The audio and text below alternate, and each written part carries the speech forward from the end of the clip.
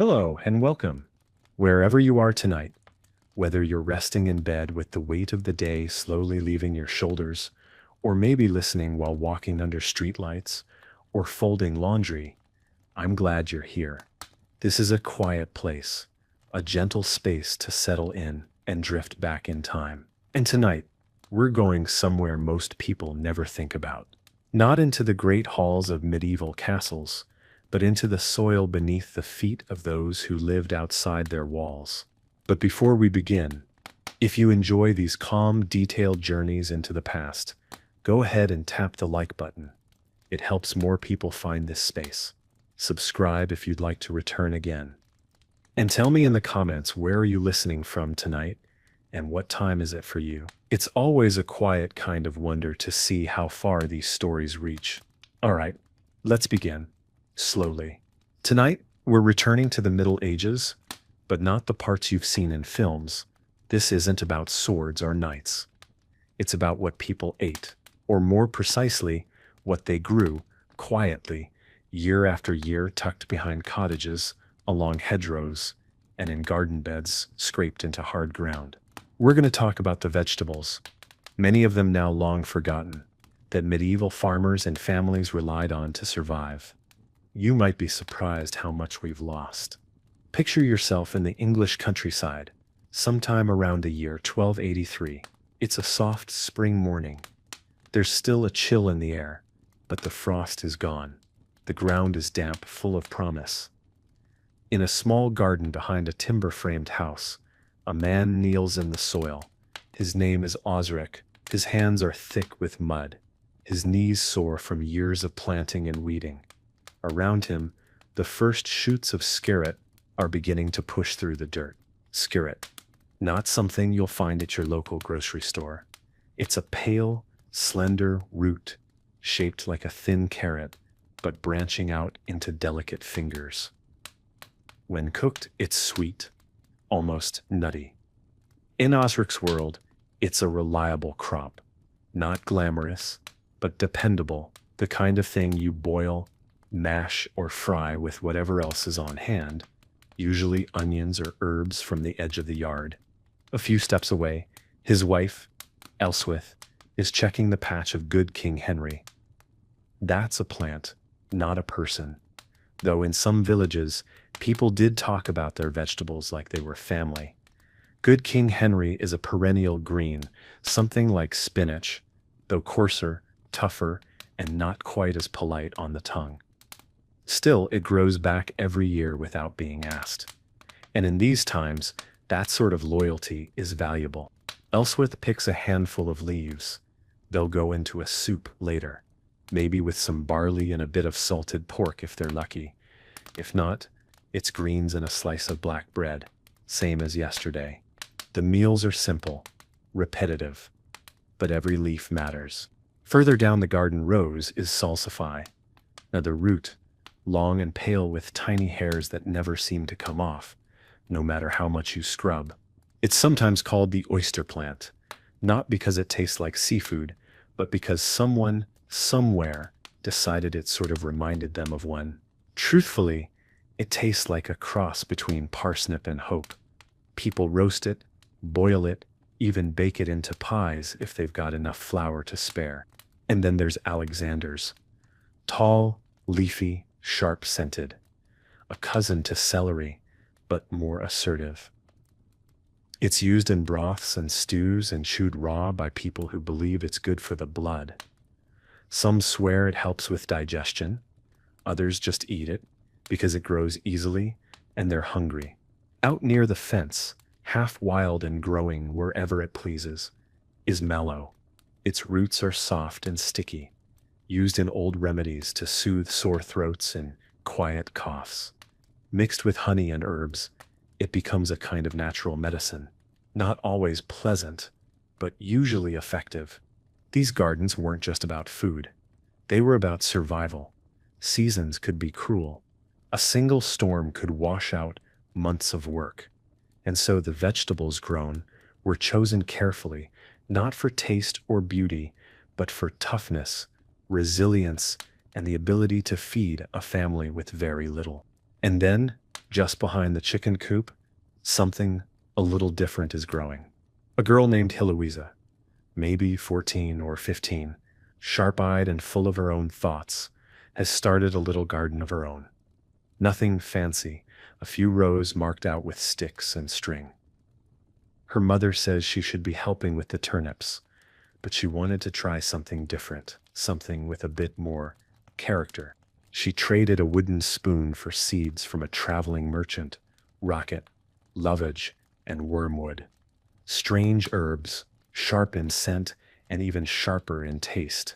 Rocket, especially, is strong. Peppery, bold. It makes your eyes water if you eat too much. But she likes it. And she's not the only one. A boy named Folky, who lives 3 cottages down, stops by one day. She offers him a bit of flatbread with cheese and a handful of rocket leaves on top. He eats it with a kind of cautious enthusiasm reserved for trying something new in front of someone you're trying to impress. He says it's different.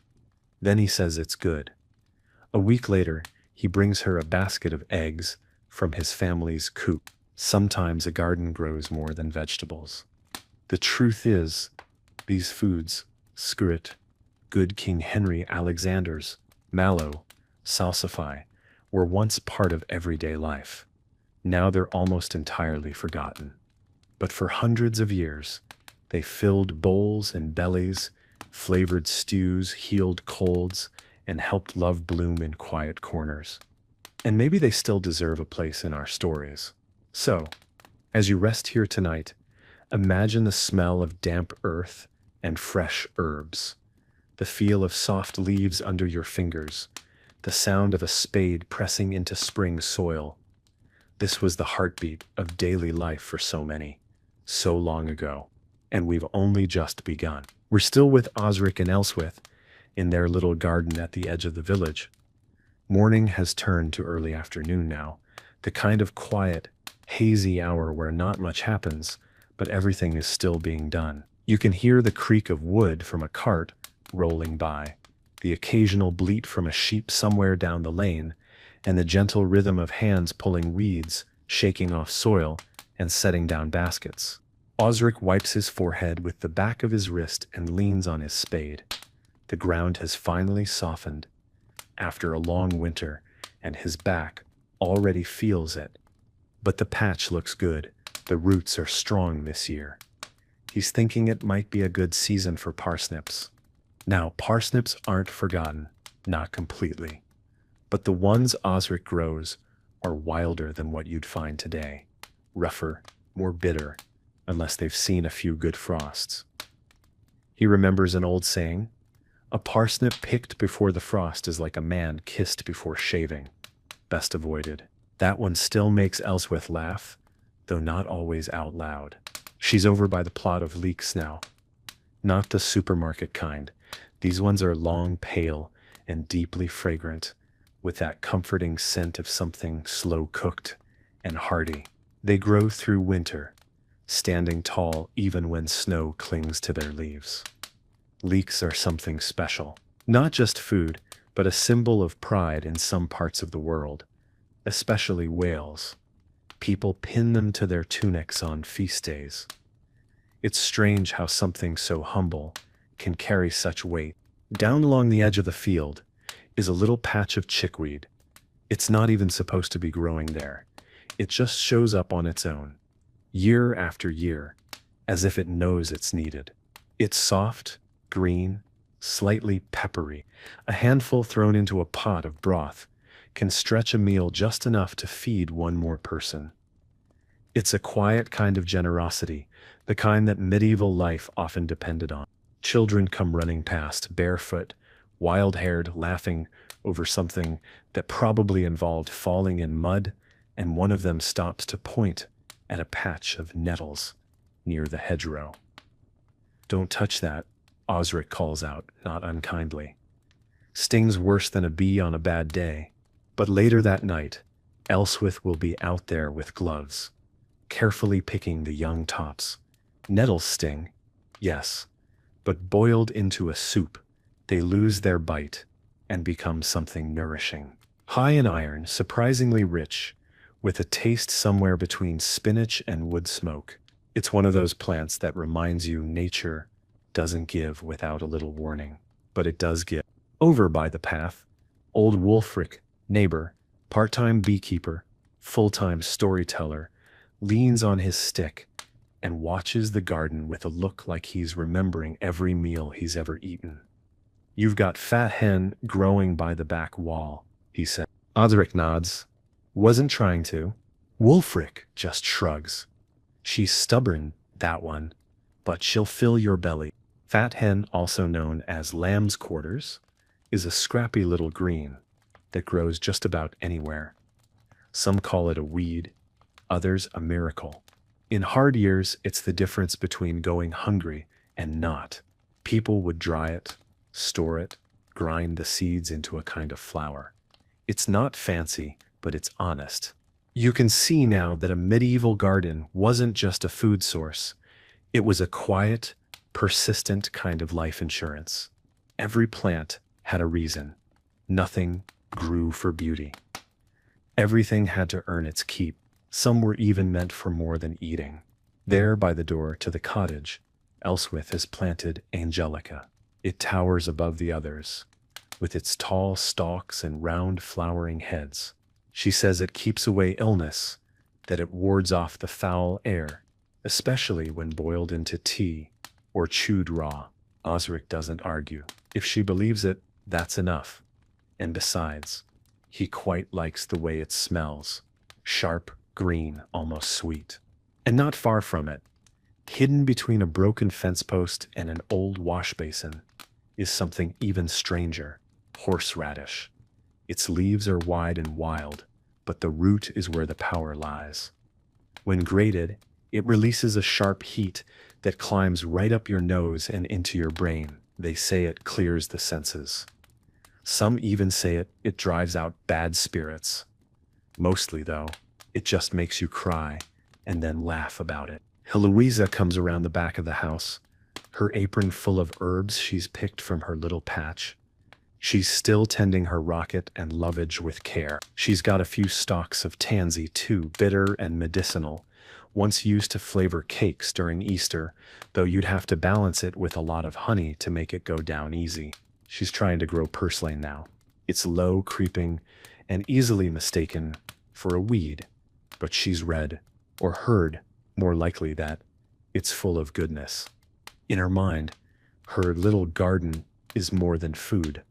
It's an act of curiosity, of rebellion, something of her own, in a world where most things are handed down and rarely questioned. Back in the kitchen, a pot simmers. Elswith adds a bit of everything. Leeks nettles, a pinch of dried skirret from last season.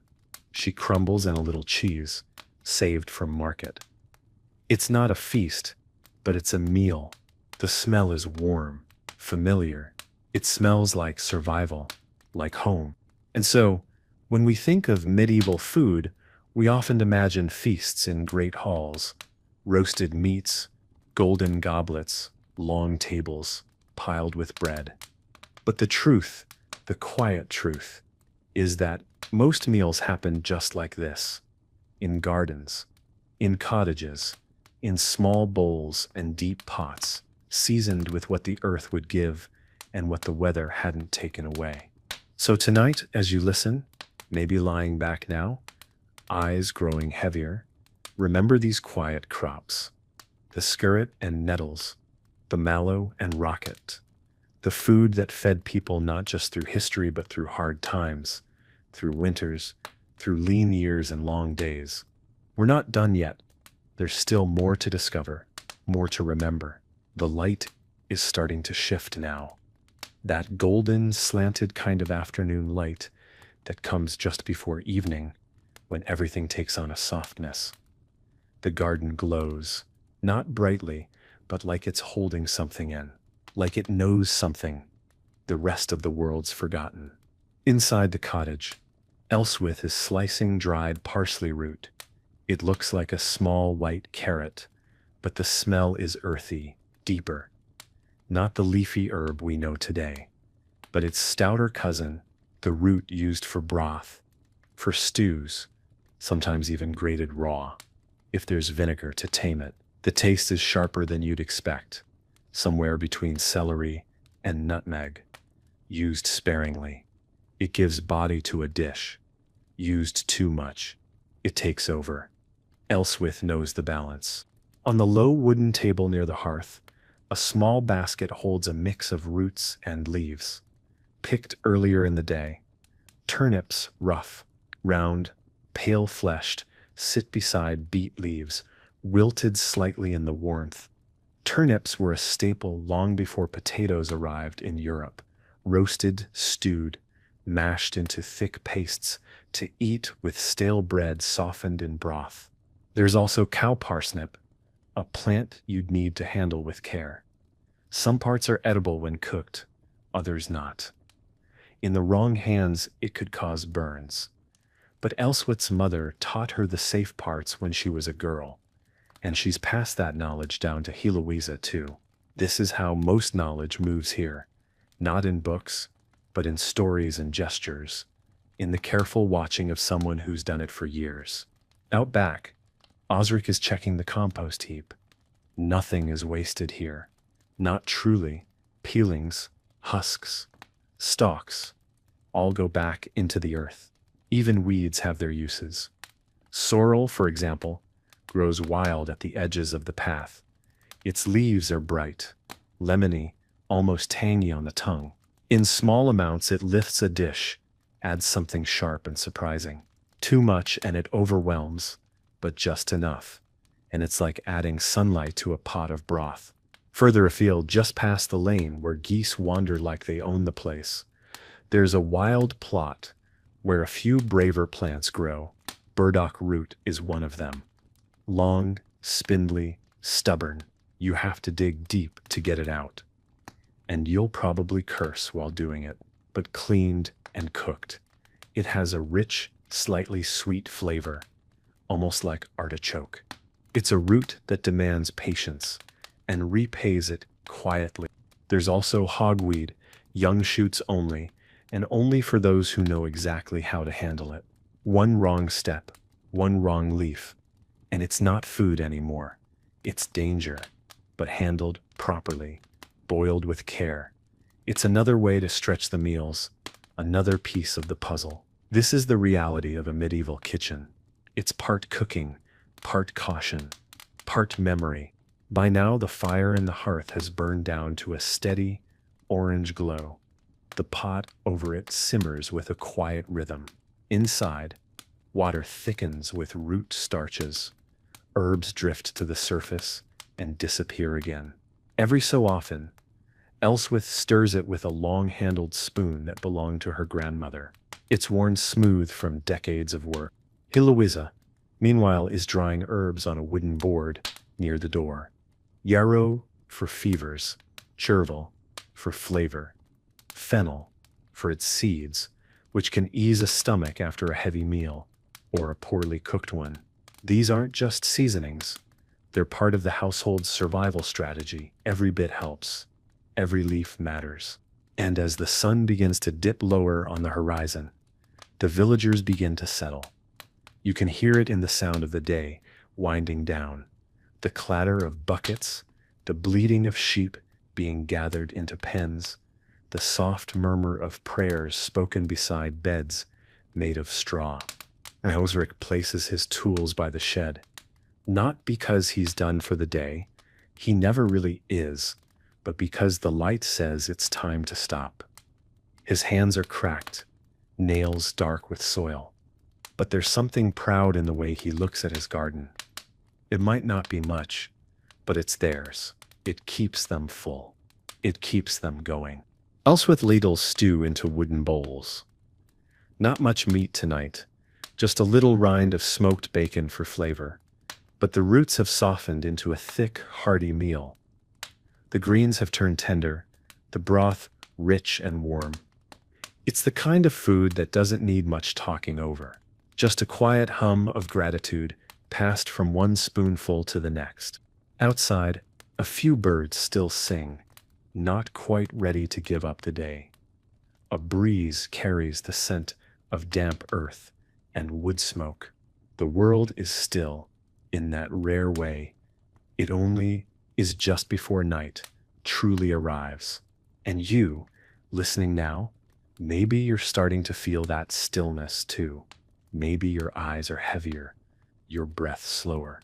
That's all right. That's what this is for. Let this garden stay with you tonight.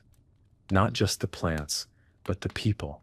The ones who grew what they could, with what they had, who remembered which plants to pick, which ones to leave, and how to turn almost nothing into something that fed a family. These were not grand people, but their lives were full of quiet knowledge, rooted deep in the earth. Evening has settled now. The last streaks of daylight have faded from the sky, leaving behind a deep, soft blue. A few candle flames flicker inside the cottage windows, casting long, swaying shadows on the wooden walls. It's the kind of darkness you can feel in your chest, a stillness that hushes everything. Dinner has been eaten, bowls scraped clean, spoons set aside. The stew wasn't fancy, but it filled the belly and warmed the bones. Osric sits on a low stool by the fire, gently sharpening his knife with a smooth stone, not out of urgency, just routine. The same way he did last night, the same way he'll do tomorrow. Elswith, with her thick fingers and steady hands, is packing dried greens into cloth sacks. Some nettle, some mallow, some wilted fat hen leaves gathered before the frost hit. She packs each sack tightly, ties it with string made from old linen, and places it in a wooden chest under the window. In a few months, when fresh food is gone, they'll dip into these supplies a little at a time. This was one of the great challenges of medieval life, keeping food once it was grown. There were no freezers, no refrigerators, and most cellars were little more than cool, dry corners under the floorboards. Vegetables had to be dried, smoked, pickled, stored in vinegar or salt, or kept cool with whatever nature allowed. Take skirret again. After harvest, the roots could be kept in damp sand for weeks if the air stayed cool. But if it got too warm or too dry, they'd wither, collapse in on themselves like empty socks. And then they were lost. Every root had to be watched, rotated, sometimes even sung to, quietly, under breath, as if it would make a difference. And maybe it did. Maybe the attention was part of the magic. Parsnips, turnips, and beets were hardier. They could survive a long winter if stored in a dry pit lined with straw. People dug these pits at the edge of their gardens, covered them with stones, and hoped no animal would dig in before they could dig back out. In some villages, these pits were shared between families. A quiet kind of trust was needed. If someone took more than their share, well, you'd know. People always knew. And then there were the greens that couldn't be stored. These had to be preserved. Chard, sorrel, and good King Henry were often hung in bunches above the fire, slowly drying in the smoke until they curled like paper. Once brittle, they were crumbled into jars or sacks and used through winter, usually in broths or porridge. A spoonful here, a pinch there, just enough to bring back the memory of green things. Not far from the cottage, near the edge of the woods, there's another kind of garden, less cultivated, more intuitive.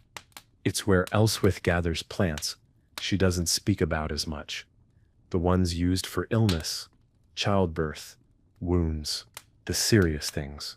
There's lovage, with its tall stalks and strong celery flavor.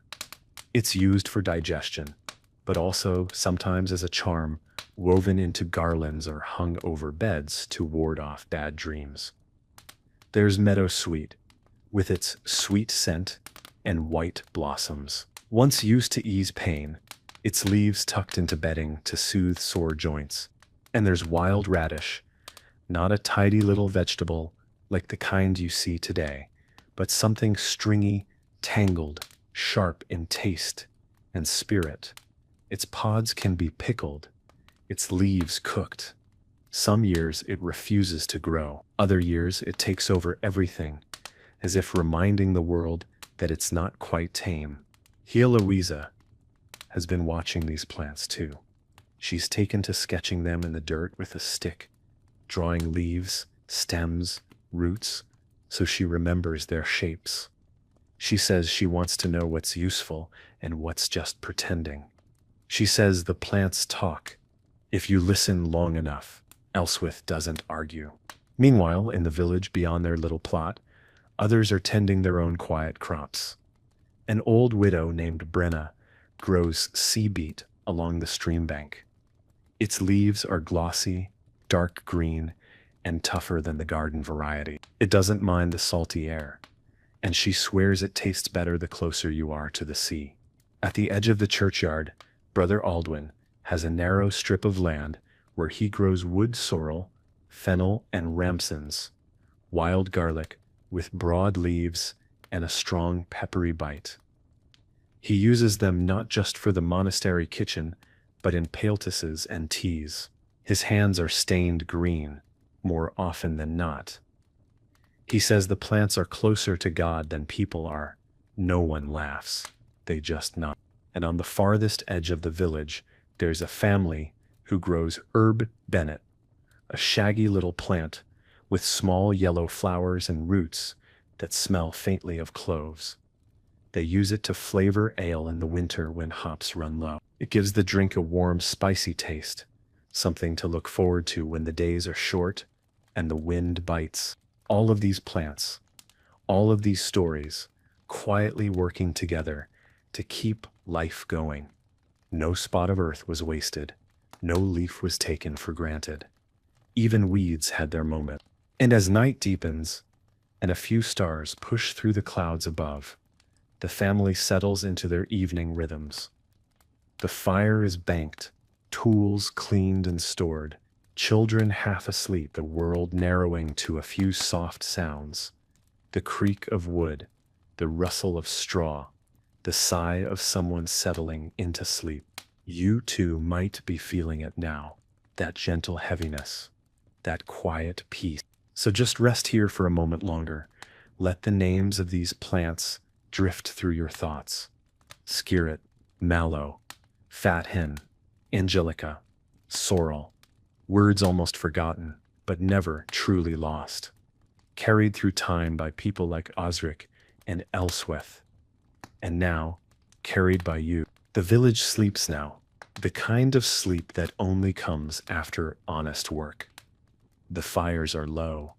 The sky is full and dark, with only a sliver of moon lighting the paths. Somewhere, a dog gives one soft bark and then settles again. The night has tucked everything in, but in the dark, things are still happening. Beneath the soil, roots continue to grow. Seeds quietly split open. Leaves collect dew in the moonlight. In the medieval world, nature never really stops. It rests, like we do, but it does not pause, and neither do the plants. Let's talk about wild mustard, a plant often pulled up as a weed, but kept by those who knew better. It's sharp, peppery, almost too bold to eat raw, but ground into paste or boiled into a mild sauce. It adds something hot and bracing to otherwise bland meals. In a world where salt was precious and spices were luxury imports, mustard was the spice of the commoner, a sharp taste of fire on the tongue. There's also garlic mustard, which sounds like a joke someone made up to confuse people. But its real leaves that smell of garlic, with none of the bulb picked young. They're tender, almost sweet. Let them grow too long, and they become bitter, defiant, much like people. Weld grows nearby, though it's not for eating. Its yellow flowers and leaves were used to dye cloth, a bright, strong yellow. It clings to the edge of disturbed soil, places where carts have rutted the path, or where old walls have crumbled. It's a plant of resilience, of coming back, even when things fall apart. And then there's wild celery. Not the crunchy green stalks we think of now, but a rangy, intense herb that smells like summer and salt. It grows best near rivers and damp places, and people used it to season fish, to flavor broth, or as a tonic to clean the blood, whatever that meant to them. It may not have worked in the modern medical sense, but it worked in the other sense. It gave people the feeling of trying, of doing something. So many of these plants lived in the edges, the margins. They grew along walls, near pigsties, at the forest edge. They weren't always planted. They weren't always welcome. But they came anyway, and the wise ones, the observant ones, learned to use them. Elswith remembers her grandmother showing her how to spot celandine in early spring. Its yellow flowers come even before the grass fully returns. The juice from its stem was dabbed onto warts. Children called it devil's milk for the way it stung. But it worked, and so it stayed, year after year, even when its use was half forgotten. In the morning, she'll gather a few shoots of sorrel, and wood betony, if she can find them. Betony was said to guard against nightmares. People would stuff it into pillows, hang it above doorways, and even sew it into clothing. Not because they fully believed, but because someone once did, and the memory was enough to keep doing it. By now, the cottage is completely still. A soft snore rises from the children's side of the room. The fire is mostly ash, though a few embers still glow like eyes in the dark. You can hear the wind outside, slow and heavy, brushing against the thatched roof. Osric stirs in his sleep. Maybe he's dreaming of something. He wouldn't say, even if you asked. He's not a man of many words. But you can tell he takes pride in the land, in knowing which root pulls easiest, which leaf means rain is coming. He's the sort of person who touches a plant and knows whether it's ready. That knowledge doesn't come from books. It comes from time. Heloisa lies awake, eyes open, staring at the wooden beams overhead. She's listening to the wind, thinking about her little herb patch, wondering if the tansy will bloom early this year, wondering if she should try planting borage, a star-shaped blue flower said to bring courage. Some say Roman soldiers used to drink it before battle. She's not planning a war, but maybe it'll help her find her voice. Maybe it'll just be pretty. Either reason is enough. Out in the fields, even the scarecrows seem at peace. Their arms outstretched, faces stuffed with rags, watching over soil that sleeps. In the hedgerows, the first buds of hawthorn are forming. In time they'll bloom white and thick. The berries, when they come, will be tart, mealy, good for jellies and medicine, but not yet. Everything in its time, and maybe that's the deeper rhythm of these forgotten plants. They each had a season, a window of use. And once it passed, that was it. Until next year, you had to pay attention. You had to know what to pick and when. Miss it, and you waited, or went without. In today's world, so much is available all the time, out of season, out of place. But back then, food came with memory, with patience, with a relationship between people and plants that was built on trust and a bit of luck. So tonight, as you listen, as the world quiets around you, maybe let that idea settle in. That even the smallest things, tiny roots, bitter leaves, herbs growing through cracks, once held whole families together, once carried them from one season to the next. And now, centuries later, those stories are still growing. In gardens, in hedgerows, and in you. Morning will come again soon, but not yet. For now the night holds. The sky is still dark, and the air is cool and still. In the distance, an owl calls once low and steady, and then falls silent. It's a sound that's barely changed in 1,000 years. Inside the cottage, the quiet is complete. The only light comes from the moon slipping in, through a crack in the shutters, tracing a line across the dirt floor. Dust motes drift through it like tiny stars. And in a small wooden bowl near the hearth set, there before sleep, rests a handful of withered root ends and dried herbs. Tomorrow, Elswith will start again. She'll soak what needs soaking, she'll slice what needs slicing, and with those few quiet ingredients, she'll make something that carries her family through the day. Not because it's special, but because it's there. That's what so many of these forgotten vegetables were. Not exotic, not luxurious, just dependable, familiar. You didn't brag about a stew of fat hen and turnip greens, but you were grateful for it. These were the plants that stood by you when nothing else did.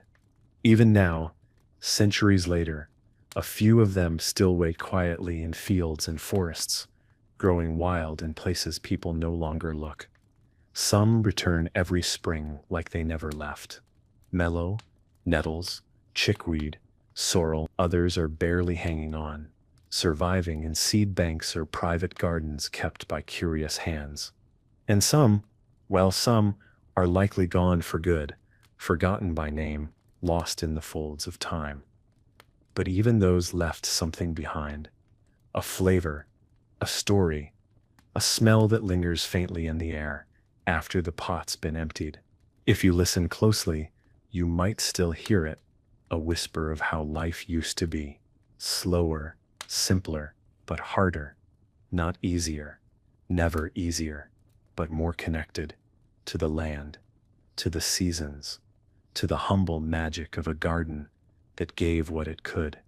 And maybe that's what you take with you tonight, not just the names of roots and herbs, but the sense of rhythm, of patience, of the kind of wisdom that doesn't shout but waits, the kind that lives in worn hands, in cracked wooden spoons, in footsteps worn into soil. So, wherever you are now, whether you're lying still in bed, eyes closed, or just listening as the night carries on, know this: you're not far from that old garden, the one behind the cottage. With the leeks and the skirret, the rocket, and the nettles, it's still there, in some way, and you're welcome in it. Anytime you need the quiet. Rest well, traveler. The sky is beginning to shift again, just a little. That deep, endless dark is softening at the edges, giving way to a quiet gray. Dawn is still a ways off, but the world can feel it coming. A faint glow behind the hills, a change in the way the air tastes.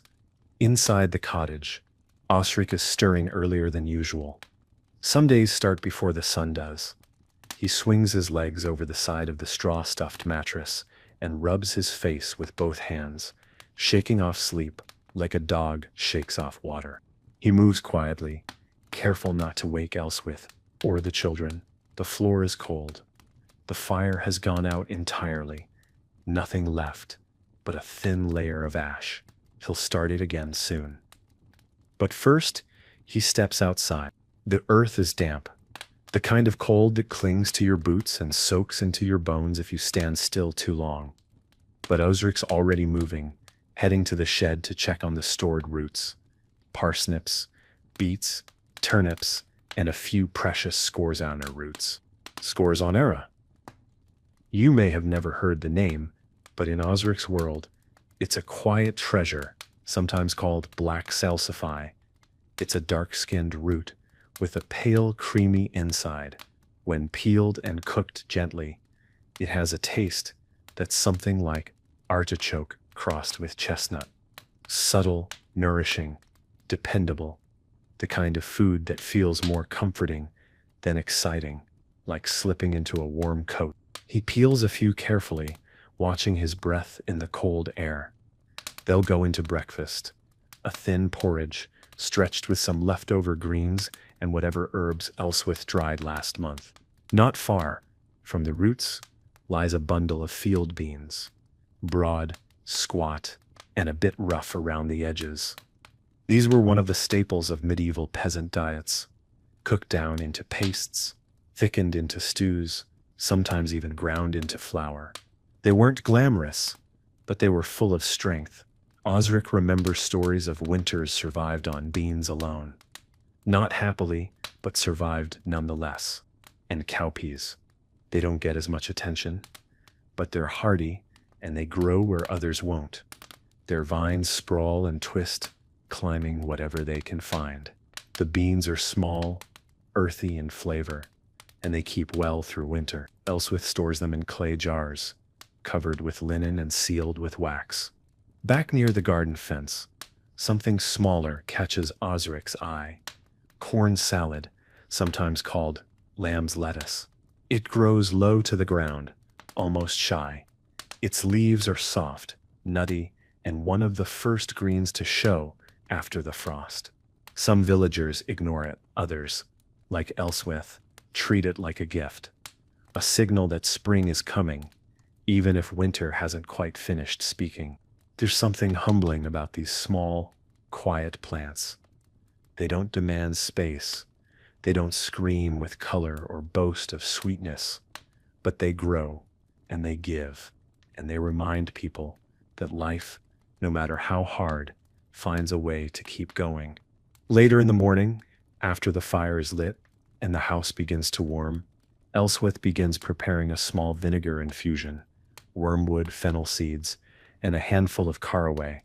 It's meant for stomach troubles, but Osric jokes that it could wake the dead. She doesn't laugh, but she smiles the way someone does when they've heard the same joke 100 times and still don't mind. Caraway is a favorite of hers. She bakes it into bread when there's time. Its seeds are strong, a little sweet, a little sharp. Some say it keeps away evil spirits. Elswith mostly likes the way it smells when she crushes it with a stone. In the corner of the kitchen, hanging above the hearth, is a small dried bundle of wild marjoram, a soft herb with tiny purple flowers and a smell that reminds you of warm afternoons and something sweet you can't quite name. She adds it to meat when they have it and to beans when they don't. It lifts the taste just enough to remind them of summer. Outside, the village is waking up. Slow steps on muddy ground, a rooster that sounds older than it is. The first voices of the day, low and mumbled. No one speaks much in the morning, not until hands are warmed and bread is broken. Heloisa joins her mother by the fire. She's holding something behind her back, a small handful of pennyroyal. She found it near the stream, growing between rocks. It's not meant for eating, but it has its uses. In the wrong hands, it's dangerous. In the right hands, it keeps fleas away. Elswith nods, takes it gently, and hangs it to dry near the others. And there, in that simple gesture, something passes between them. Not just herbs, not just knowledge, but trust, continuity. The unspoken bond between those who keep things alive, not just people, but the wisdom of plants, the rhythm of the land, the quiet sense of what grows where and why. It's a small thing, but it matters. And so the morning rolls on, slowly, purposefully. Fires lit, water fetched, breads sliced, gardens checked. The kind of morning that doesn't need to be remembered to have mattered. The kind that simply is, and in that, carries everything forward. You, listening here now, are part of that rhythm too, quietly, gently, taking in the names, the textures, the lives of these long-forgotten foods. Some still grow wild, some wait in seed catalogs. Few people open. Some might even grow again, if someone maybe you decided to plant them. But even if you don't, just remembering them is something, letting their names live again in the stillness of night. The sun is rising now, not with a burst of gold and trumpets, but with a slow, steady light that crawls across the land like warm breath. The roofs of the village glisten with dew. The fields stretch out under a pale sky, and the sound of birds begins to stir in the hedges. The day has begun. whether anyone feels ready or not. Osric carries a basket to the garden. It's a simple thing, woven from willow, patched with cord, but it's been with him for years. Inside it, he places a handful of tools: a short blade, a wooden trowel, a small cloth sack. Today, he's gathering cresses: land cress, watercress, wintercress, whatever has managed to push up through the cold soil. Cresses were among the earliest greens people would harvest. Their flavor is bold, a bit spicy, like they're in a hurry to be noticed. And maybe they are, because they don't last long. Osric clips a few careful leaves and tucks them into the cloth sack. They'll go into a morning mash with barley and root scraps. Not much, but enough to wake up the taste buds. In another bed, tucked near the fence line where the sun lingers longer, a patch of skirret is starting to send up its thin green shoots. This plant always surprises him. It's not loud. It doesn't grow fast. But when you need it most, in the dead of winter, it's there beneath the soil, waiting. You just have to remember where you planted it. Elswith is in the kitchen again, her hands moving without thought. She's crushing dried sweet cicely, a soft, fern-like herb with a sweet aniseed scent. It's rare to find, but once you know it, you don't forget. She uses it to sweeten dishes when honey is low. A handful in a pot of porridge can change everything. Not just the taste, but the mood. That's what these plants did. They didn't just feed people.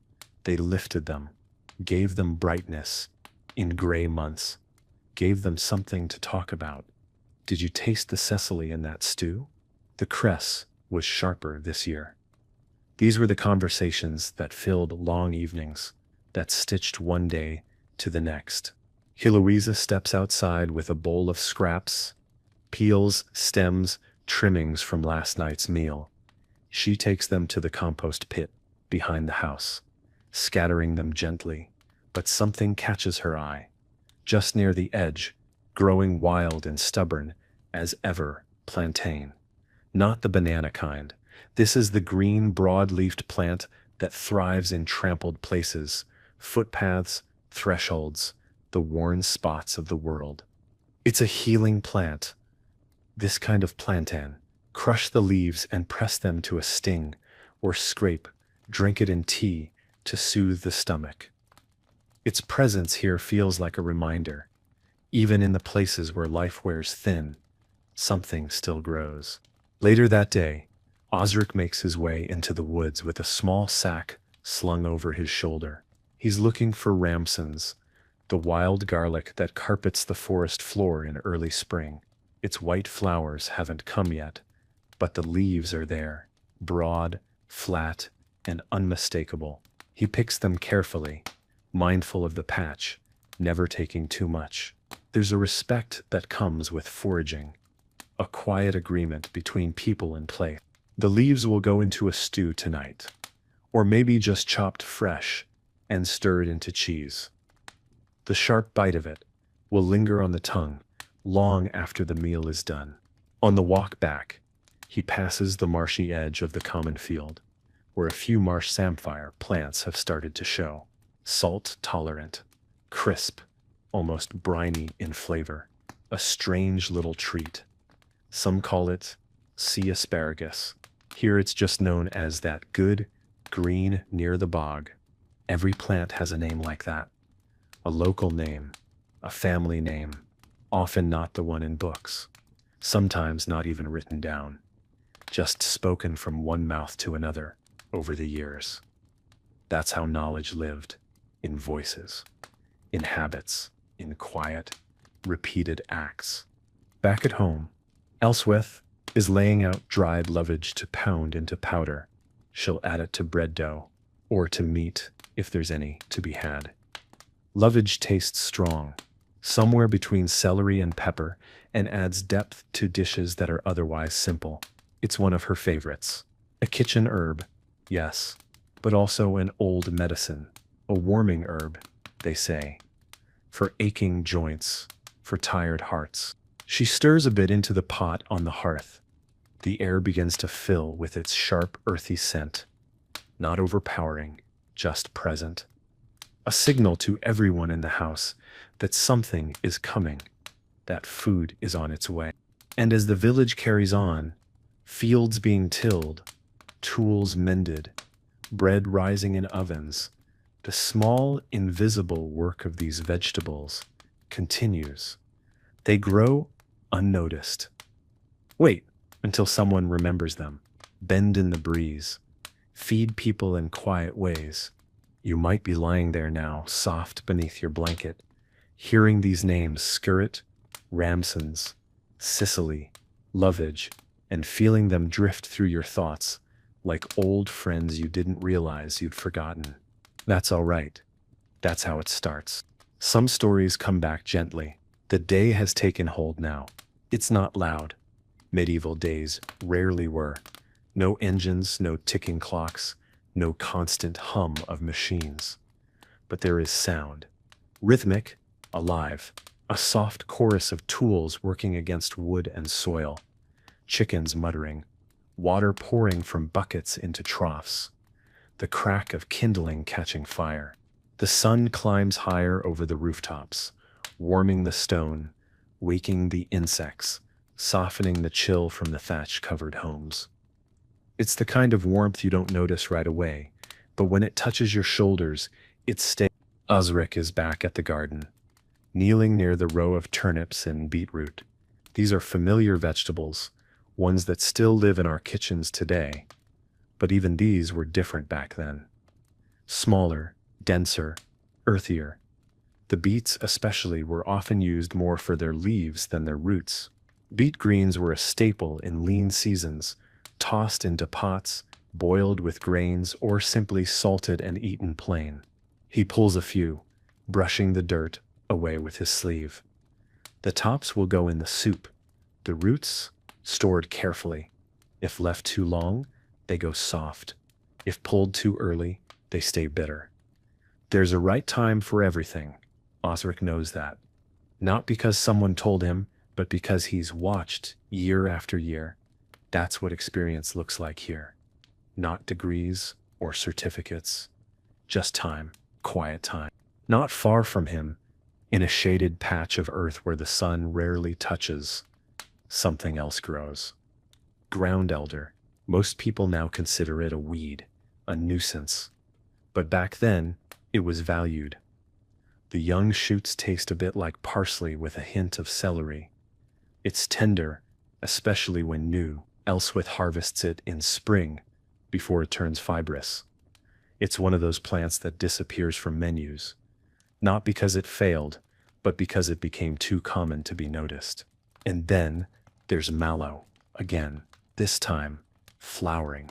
Its soft purple petals stretch wide in the light, almost decorative, almost.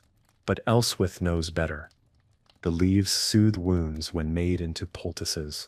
The flowers can be brewed into a gentle tea, useful for coughs or restless children. She keeps a small jar of dried mallow tucked away, her own version of medicine. The more you listen to these plants, the more you begin to see how tightly they were woven into every part of life. Not just meals, but rituals. Not just nutrition, but comfort. Heloisa, her apron slightly stained from kneeling in the dirt, comes in carrying a bunch of bittercress, small, bright, peppery. She lays them on the table like they're something precious. Maybe they are. In a long winter, even one mouthful of green can feel like a feast. And nearby, drying by the window, are tansy leaves. Their smell is strong, almost medicinal. In the spring, Elswith uses them to flavor little cakes made with oats and honey, especially around Easter. Tansy was long thought to cleanse the body, a kind of seasonal reset. Too much is dangerous, but just a little is tradition. These foods carried belief as much as flavor. People didn't eat only for hunger. They ate to stay well, to mark the seasons, to honor the dead, to bring in the new year. A bowl of porridge could be a ritual, a mug of ale, steeped with herbs, could be a kind of prayer. At the edge of the property, Osric has planted wild leeks, known in some places as ramps. They grow slow, close to the ground, with a smell that cuts through the cold. When cooked with root vegetables and a bit of fat, they create a stew so fragrant it can fill the whole house. That's what's planned for tonight. Something rich, something earned. In the meantime, the midday meal is simpler. Elswith takes yesterday's bread, hard now, almost like stone, and soaks it in broth, with chopped Alexanders and a pinch of sorrel. She heats it gently, breaking the bread apart with her spoon as it softens. It's a humble dish, one you wouldn't serve to guests. But today, it's perfect. The children eat in silence, scraping bowls, not out of formality, but out of focus. Hunger has a way of making you present. Afterward, Osric takes a quiet moment to sit under the tree by the corner of the garden. The branches are just starting to show new buds. Above him, the sky is clear and wide. There's no sound but the wind brushing through leaves and the low creak of branches adjusting.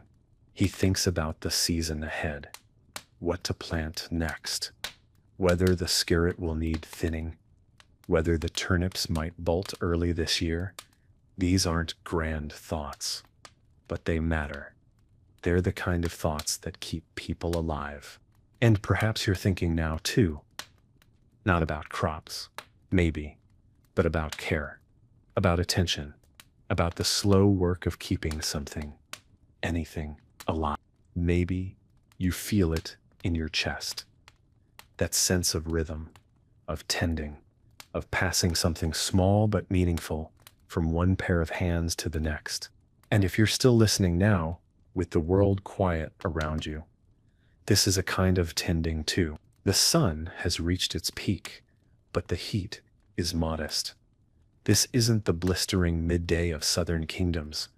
It's a temperate warmth softened by breeze and cloud. The kind of day where work continues steadily, without rush or complaint. Elswith is kneeling at the edge of the herb bed, fingers brushing the soil gently, checking for the first signs of goutweed. It's an unassuming plant, lacy-leaved and pale green. Most today would rip it out without a thought. But back then, it was a prized spring vegetable. It was one of the first greens to arrive after the long, root-heavy months of winter. The leaves are tender when young, slightly nutty, with a faint bitterness. In stew they soften, in a skillet they almost shine. She picks only the best handful, small leaves, no stems, and leaves the rest. A good gatherer never takes too much, always leaves some behind, for tomorrow, for the insects, for balance. Near the hearth, a small clay pot is warming gently, filled with chopped beet greens, onion tops, and a spoonful of vinegar. The smell is rich and green, like spring in a bowl. Elswith stirs it slowly, careful not to scorch the bottom. She adds a pinch of dried marjoram, stored from the summer before, its scent still potent despite the passing months. Outside, Heloisa is tending to a patch of purslane. It's a crawling little plant, shiny leaves, red stems, easily overlooked, easily stepped on, but it's packed with richness. It doesn't taste like much, not at first, but in soup, it thickens. In bread, it adds moisture. In famine years, it saved more lives than anyone recorded. She doesn't mind that it's simple. Some of the best things. She gathers it into a small bundle, tying the stems with thread she keeps in her apron pocket. One of her quiet dreams is to build a record of these plants. Not a book necessarily, but something so that when she has children, they won't have to guess which leaf to pick. She thinks about that as she walks back to the cottage. About memory, about how much of what they know lives only in hands and habits, not words. The shape of a root, the scent of a crushed leaf, the way nettles sting if picked too late, or how cress wilts if left in sunlight too long. Even now, you can feel it.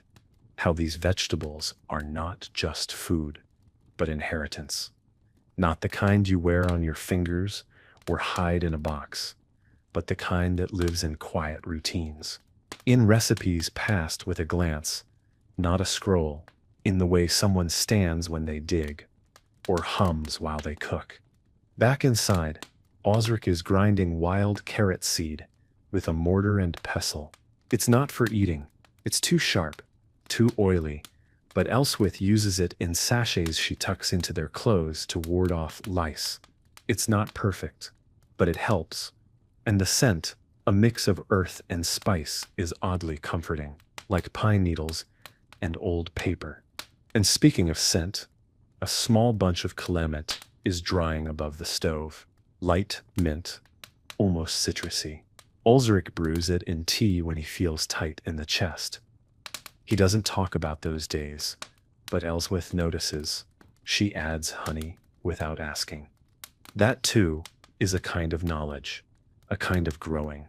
The hours pass like this, slowly, purposefully, without waste.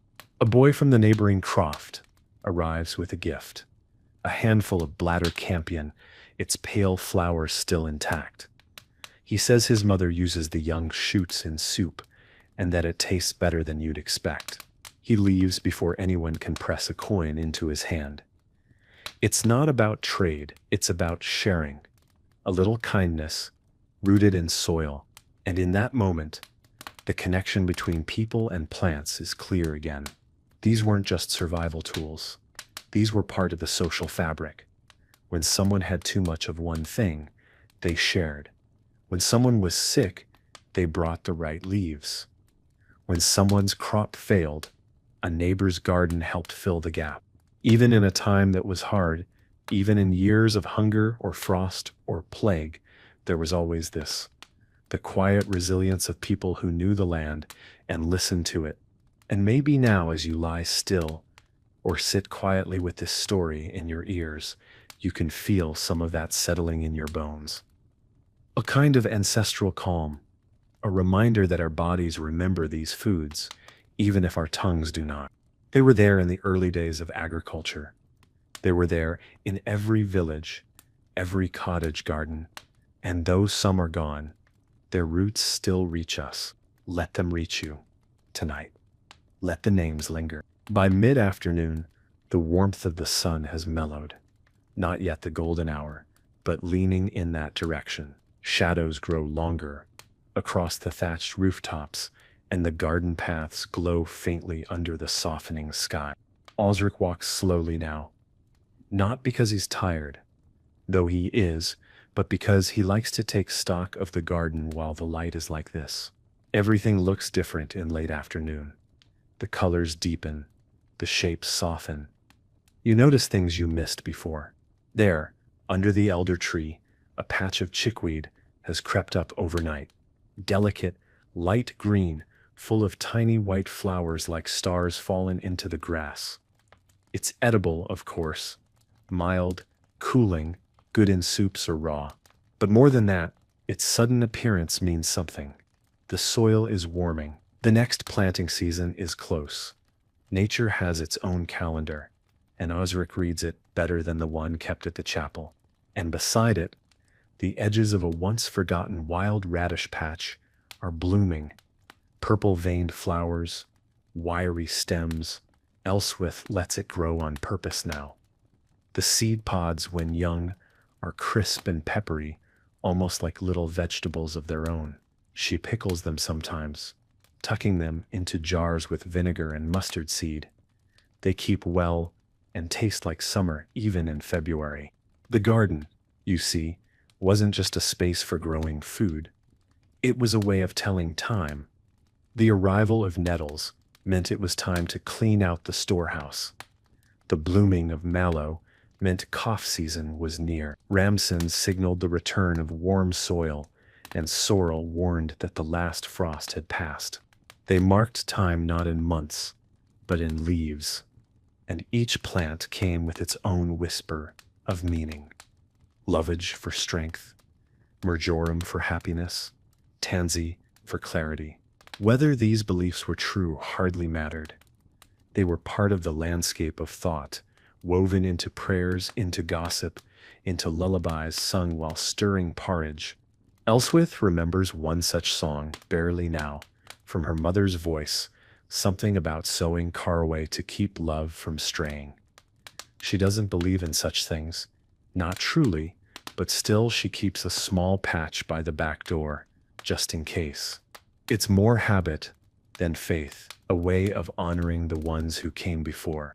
Heloisa is out again, sketching, not in paper and ink, those are luxuries, but with a sharpened stick, drawing leaves into the dirt.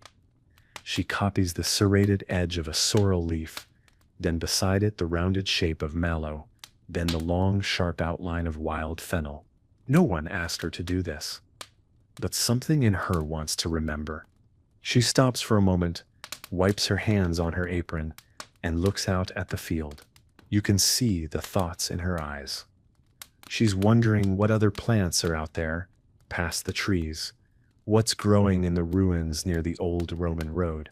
What's hiding in the shaded places no one tends? Maybe one day, she'll go find out. Back in the kitchen, Elswith is preparing a simple remedy. Meadowsweet, dried and crumbled, steeped into hot water. It smells faintly of almonds and fresh hay. She adds a spoon of honey and lets it sit, for sore joints, for old aches. Osric will drink it without comment. That's how their care works. Quiet, unspoken, these uses culinary, medicinal, symbolic, overlapped constantly. A root could be food and healing and ritual all at once. Burdock was used in teas for skin problems, but also roasted in stews when meat was scarce. Angelica was chewed to fight off plague breath, but also candied for sweets in wealthier kitchens. Even the humble dock leaf had its place, soothing nettle stings, thickening soups, acting as an impromptu bandage when none could be spared. Every part of the garden mattered, not just the harvest, but the stems, the flowers, the seeds. Seeds, especially, were treated with great care. After the growing season, Osric would dry them slowly, wrapped in cloth, labeled with scraps of charcoal-drawn marks, his own silent system. He didn't keep them just for himself.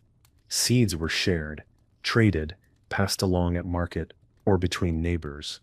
A handful of skirt root crowns for a pouch of wild carrot seed, a promise to return next season with the same, if not more. Seed saving was community work, a quiet collaboration across winters. And those seeds told stories too. Heloisa holds one now in her palm, round, rough, warm, from the sun. A parsley seed, she thinks. Or maybe chervil. It's hard to tell sometimes, when they've been dried and kept for months, but she likes not knowing. It means every planting has a bit of mystery in it. You might be thinking now about how far we've come from this kind of life. About how rarely we think of where food comes from, of how we eat tomatoes in winter, berries in spring, and never once ask if the land is ready. But these stories, these vegetables, remind us that food once moved in time with the body and the sky. It came with patience, with care, with gratitude, and maybe that rhythm still lives in us, somewhere beneath the noise. Maybe that's why hearing about mallow and lovage and good King Henry brings a kind of calm, a kind of remembering. Not just of history, but of something quieter, slower, within ourselves. So let yourself rest here a little longer, in the late afternoon hush of this garden. Let the scent of warm soil and drying herbs settle around you. The light has shifted again. That rich golden haze has returned, stretching long shadows across the garden paths, catching in the leaves, softening the rough edges of stone and wood. It's the hour when everything feels slower, more thoughtful. The world inhales and holds it for just a moment longer. Elswith stands just outside the door, wiping her hands on her apron. The bread is cooling on the windowsill, still warm, with a crust darkened by the heat of the hearth. Not perfect, maybe slightly misshapen, a little cracked on one side, but it's heavy, satisfying, full of caraway and crushed grains, flavored with a little vinegar and a pinch of dried ground elder. Osric leans against the fence post, one arm resting on the top rail, watching the last rays of sun settle on the cabbage rows. He's quiet now, not from weariness, but from a kind of contentment, the sort that comes when things have been done. Not all of them, maybe, but enough. He thinks about the seasons, not as numbers or months, but in patterns of growth. The coming of bittercress in early spring, the burst of wild garlic after the first thaw, the appearance of mallow and nettle when the ground softens. Now, the edges of the plants are starting to curl. The sun sits lower.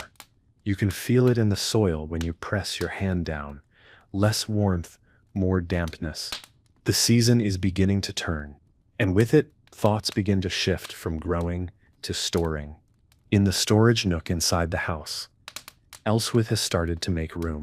She lines the shelves with dried leaves, dock, shard, sorrel, each carefully labeled with a scratch mark or bit of colored string. She checks the seal on the vinegar jugs, taps the lids on the honey pots, and shakes each sack of beans to be sure there's no damp. Nothing is wasted. Not if they can help it. She pulls a small cloth bundle from a shelf, a mix of parsley root, wild celery seed, and a hint of sweet Sicily. It's for Osric's knees. A tonic, or maybe just comfort. She'll brew it into tea later when the light has gone, when the fire crackles low and the world feels smaller. Heloisa is counting dried seeds now, laying them out in rows on the wooden table. She's sorting by color, shape, and feel. She doesn't know all their names yet, but she knows what they become.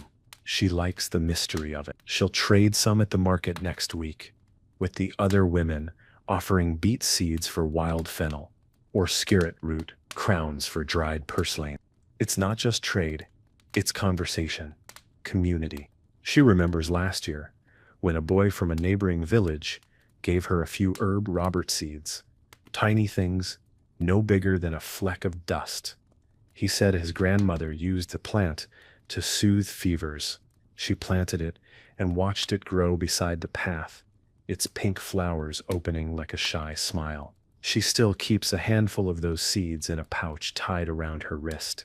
Each seed is a kind of memory, a marker of what was and what could be again.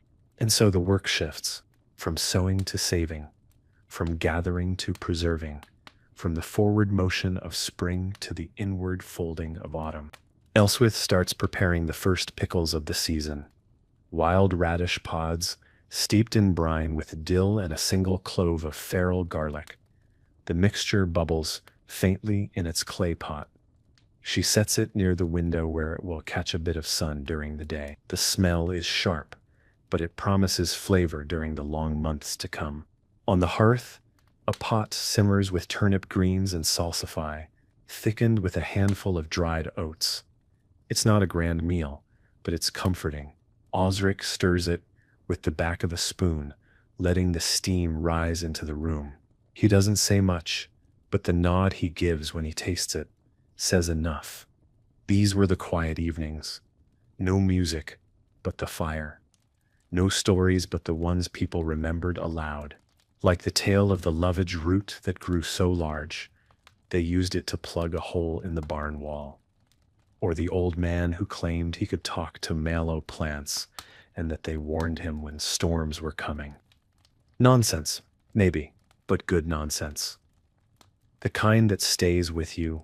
Outside, the sky begins to darken, deep purples and soft reds folding into gray. A few lamps are lit across the village, cows low softly in the distance. Somewhere, someone laughs. Somewhere else, someone sings under their breath while sweeping the stoop. Heloisa gathers her seed bundles, wrapping them carefully in cloth, then tucks them beneath her bed. She lies back and watches the ceiling beams above her, tracing the shapes of knots in the wood. She doesn't say it out loud, but she's proud of what she's grown, what she's learned. She closes her eyes and listens to the house breathe. And outside, the garden rests. The plants, the earth, the worms beneath, all slowing, not stopping, just resting, just enough to begin again. The sky is nearly black now. Only a few pale stars peek through the shifting clouds above the village, and even they seem sleepy. The wind has quieted. The last embers in the hearth give off a low orange glow, casting soft, flickering shadows across the walls of the cottage. Elswith adds one final log to the fire, not for heat really, but to keep the room breathing gently through the night. It's a comfort more than a need. The kind of gesture people make when they know how darkness settles. She moves slowly, with care. Her movements speak of years, not old age, but lived-in strength. In a small basket, on the table, sit a few items gathered late in the day, some fading chard, a knotted bit of wild carrot root, a few young fennel fronds, and a tiny clutch of wood sorrel, its heart-shaped leaves still damp with dew. These will go into tomorrow's broth, or perhaps a flatbread, with onions if the miller brings flour. Heloisa wraps herself in her blanket and turns toward the wall, her hand resting under her cheek, her other curled around a small linen pouch that smells faintly of thyme and lavender. She made it herself, stitched carefully, filled with dried leaves to calm the nerves and ease sleep. She made one for her brother, too, after he started waking with night terrors last winter. He won't admit it helps, but he hasn't cried out since. Even now in sleep, the plants keep working. And this is something understood deeply in this world. Food, healing, comfort. They weren't separate. They lived in the same roots, the same beds, the same patient. Take fennel, for instance. Eaten raw, it cleared the breath. Cooked, it flavored fish. The seeds were chewed after meals for digestion, and when bruised and steeped, they became a calming drink for colicky babies and weary women.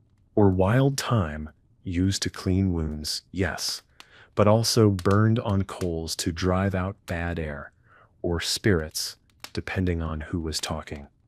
Was it science? No. But it worked well enough, and sometimes belief was part of the cure. Even the act of growing was a kind of quiet faith. You planted without guarantee. You waited with hope. You harvested with thanks. And so much of this passed from hand to hand, not as instructions, but as habits. You learned when to plant winter savory. Not because someone told you, but because you watched your mother press the seeds into the warm soil, whispering the date to herself, brow furrowed with thought. You knew calendula helped with skin, not because it was written anywhere, but because a neighbor once showed you the yellow salve she made for her child's rash, and you never forgot how it smelled like summer fields and beeswax. There's no parchment for that kind of knowledge. No ink, only memory. And sometimes, forgetting. Not everything survives. There were plants once used daily that no one remembers now. Alexander's, skirret, third bennet, sorrel root, once vital, now nearly gone from the tongue. Some replaced, some abandoned, some lost to the hush of time. But every now and then, someone digs one up, tastes a forgotten flavor, finds a recipe in an old margin, a note in the corner of a crumbling ledger. Good for stew, bitter, use only the small ones. That's how memory returns. Not all at once, but in bits, in garden corners and quiet cups of broth. Osric, now half asleep in the chair near the fire, turns his head just slightly. The room is quiet but full, not of noise but of presence. The presence of soil and steam and smoke of old things done well, of small things that mattered. You too may be drifting by now, letting your mind settle. Maybe the names of plants are starting to blur, soft sounds like mallow, sorrel, beetroot, skirret, each one carrying with it a feeling of warmth, of being looked after. And maybe that's what this really is, in the end, a long remembering of meals that started with dirt under the nails and ended with bowls held close to the chest, of hands that didn't need books, just time, of vegetables that no longer speak loudly, but still wait quietly in the margins, waiting for someone to plant them again. Night has fully arrived. Not just darkness, but depth. That thick, woolen sort of quiet that wraps itself around the village after the last fire crackles out. Even the wind has gone still, as if it's listening. Inside the cottage, the coals are glowing faintly in the hearth, giving off just enough warmth to keep the chill from creeping in through the stone. Everyone sleeps now, but not everything rests. Outside, beneath the moonlight, the garden seems almost alive in a different way. Leaves flutter faintly, not with breeze, but with breath. There's a hum to it, a kind of memory, as though the plants themselves remember the hands that touched them. This is the hour of old stories. Elswith, when she was a girl, would sit near the fire while her grandmother spoke of mandrake root, how it shrieked when pulled from the earth, how you had to harvest it with a dog on a string, or not at all. She never saw one. Few people did. But the story was enough to make her wary of any root that looked too human. Even simple vegetables carried their own legends. Parsnips, some believed, grew sweeter when planted with whispered blessings. Others said beetroot should never be harvested on a full moon, or it would rot before it reached the pot. Silly, perhaps, but when you live by the land, when so much is out of your control, a little story helps you feel connected. Even the superstitions were a kind of comfort. Wormwood, sharp and bitter, was once called the herb of forgetting. Sailors drank it before leaving home, so their dreams wouldn't be haunted by what they left behind. Healers would crush it into wine for those with grief too heavy to carry. Whether it worked didn't always matter. What mattered was the ritual, the act of preparing something with care, of saying, "I see your pain." Yarrow was stitched into soldiers' tunics for luck. Fennel tied above a door to ward off plague.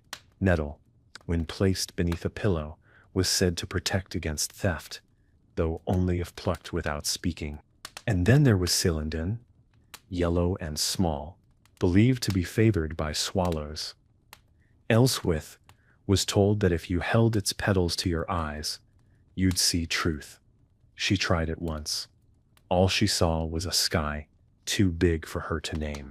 These were not the stories of nobles or kings.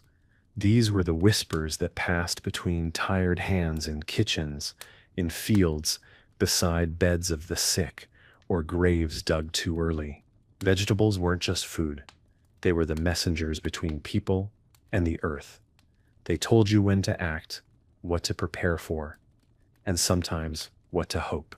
Heloisa once heard a tale from the weaver's wife about a boy who ate nothing but wild cress for 3 weeks and began to speak in riddles. She didn't believe it, but for a while she avoided the cress near the fence, just in case. Even Osric, practical and quiet, has his beliefs. He always plants skirret under a waxing moon, always carries a dried mallow flower in his satchel when he travels to market. He says it's for aches, but he never uses it, just holds on to it, like a promise. These small traditions, these scraps of meaning wrapped around plants, were how people made sense of the world. The church had its books, the nobles had their banners, but the villagers had stories, passed down like seed, some real, some not, but all of them alive, in their way. Outside now, The night deepens even further. A thin mist settles across the fields, curling low over the garden beds. The plants drink it in, silently. The soil darkens with it. The smell of earth rises, deep, rooted. Inside, the only sound is the slow, steady breathing of people who have worked and eaten and cared and rested. The rhythm of a family, the rhythm of a season. And maybe, if you're lying still now, eyes closed, breath quiet, you can feel yourself close to them, not just watching their world, but moving through it, as if you too had a patch of earth and a bowl of broth and a handful of seeds in your pocket. As if you too knew the names of plants that most have forgotten. So let them stay with you tonight, not as trivia, not as novelty, but as something older, something shared. These vegetables were once the difference between hunger and hope, between illness and healing, between silence and story, and their roots still run deep. The village, still tucked under the quiet of night, rests without urgency. But just beyond its edge, where the wild begins to blend with what is tended, the world is still moving, quietly, gently, beneath the stars. In the morning, before the first cocks crow, and long before bread hits the coals, Elswith will rise to gather, not in the garden, but beyond it. Out along the edges, where things grow without permission. These places aren't fenced, or even named. They're simply known. The slope by the elder trees, the dip near the stream, the sunken field past the sheep pens, where the soil stays cool and the shade stretches long. That's where the wood sorrel grows best, low to the ground, with its soft green heart-shaped leaves that fold closed at night. It's sharp on the tongue, almost lemony, and when crushed between your fingers, it smells like the start of spring. Elswith only takes a little, a small bunch for flavor. Too much would steal the warmth from a meal. She tucks it into her basket, alongside a few fronds of wild fennel, its feathery leaves catching the light even in the early gloom. Fennel grows where it wants, often in dry places, the kind of herb that doesn't ask for comfort, just room. Its seeds are saved for winter, for bread, for remedies, whispered over steaming cups. Further along, down by the stream, grows water mint. The smell is unmistakable, cooling, clean. It spreads between the rocks like it knows it belongs.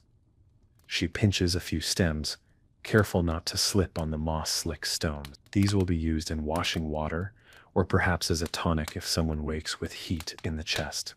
Elswith isn't the only one who gathers. Most families do, some more than others, some better than others. There's a boy in the village who once brought home a basket of foxglove. Thinking it was wild spinach, his mother fainted when she saw it. He's teased for it still, but gently. Everyone makes mistakes when they first start looking. Foraging was not a novelty then. It wasn't a weekend pastime or a romantic return to nature. It was a thread in the larger tapestry of survival, and not just about filling the pot. Gathering was also about watching, noticing the changes. What bloomed earlier than it should, what vanished after too much rain, which roots had gone bitter, which greens came back stronger than the year before. The plants spoke, if you knew how to listen. Ground ivy creeping near the base of the old chapel wall was once used to flavor ale, before hops, before recipes became rules. It gave the drink a sharp herbal edge, and some claimed it cured melancholy. Others just liked the taste. Self-heal, a tiny purple flower grows near the well. You might miss it unless you're looking for it. The women in the village steep it into oil to rub on bruises. The name says it all. Whether it's true hardly matters. The act of believing in it does the first half of the work. Heloisa knows where the best plantain grows, the kind with broad leaves and thick veins. Not for dinner, but for wounds. She once pressed it into her brother's palm after he caught his hand on a splintered beam. It stopped the bleeding. He didn't thank her, exactly, but he stopped teasing her for a week. That was thanks enough. Out in the farthest field, behind the haystacks, is a little thicket where nettles grow in proud, painful clusters. No one touches them without gloves, but everyone uses them, boiled into broth, brewed into tea, even made into string if you've the patience. They sting, yes, but they give more than they take. Like many things in life, even thistles, those spiny, stubborn plants, have use. Young stems peeled and boiled become tender, the roots dried and powdered, bitter medicine, a reminder, even the sharpest things can hold value. And this is something deeply woven into the way medieval people saw the world. Nothing was truly useless. Everything had a role, even weeds, even bitter roots, even the things that grew uninvited. They filled the spaces between cultivated rows, between seasons, between harvests, and hunger. And the act of gathering was never just practical. It was a kind of presence. A woman kneeling at the edge of a field, her hands sifting through leaves. A child lifting a plant to the light, asking, "Is this one good?" A man bending to smell a sprig of mint in a place where mint shouldn't grow. These were small rituals of belonging. To know a place, you had to know what grew there. And to feed a family, you had to pay attention not just to what you planted, but to what arrived without asking. So tonight, as you listen, and your breath slows, and your body softens into stillness, maybe you feel some part of that settling over you. The idea that nourishment comes not only from what we grow with intention, but also from what we are willing to notice, to receive. Let that thought root itself gently in you, like chickweed between the stones. The cottage is silent now, save for the soft rhythm of breathing and the occasional creak of cooling wood. Outside, the mist hangs low, pressed gently over the fields like a woolen blanket laid out to dry. The garden is shrouded in a hush that feels ancient. Time doesn't pass here. It rests, but the stories don't sleep. They stir in the quiet, in the corners of the room, in the gaps between the ticking of the heart. Elswith once said, only once, and softly, that when her mother died, the first thing she did was tend to the sorrel. She weeded around it with trembling hands, her sleeves still damp with tears. It wasn't the kind of grief you could speak, but the motion of the task, the knowing what the plant needed, gave her something to hold on to. That's how it is sometimes. Vegetables, herbs, the earth beneath your nails, they don't offer answers, but they anchor you. And sometimes that's enough, especially in a time when loss was a constant guest. In this village, like so many others, gardens held the shadows of those who once tended them. A child now gone, whose favorite herb was fennel.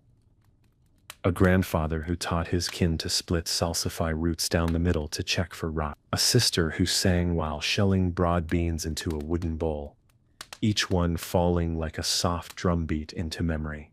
These were not things written down, but they lingered. In the smell of boiled beetroot, in the feel of nettle leaves, under gloved hands.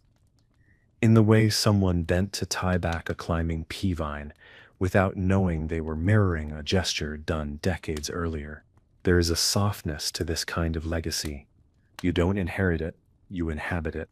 And Heloisa, just beginning to sense the weight of it, sometimes wonders how many of these plants remember. She walks the garden in the early hours, fingers brushing the tops of leaves, lips murmuring names she's only just learned.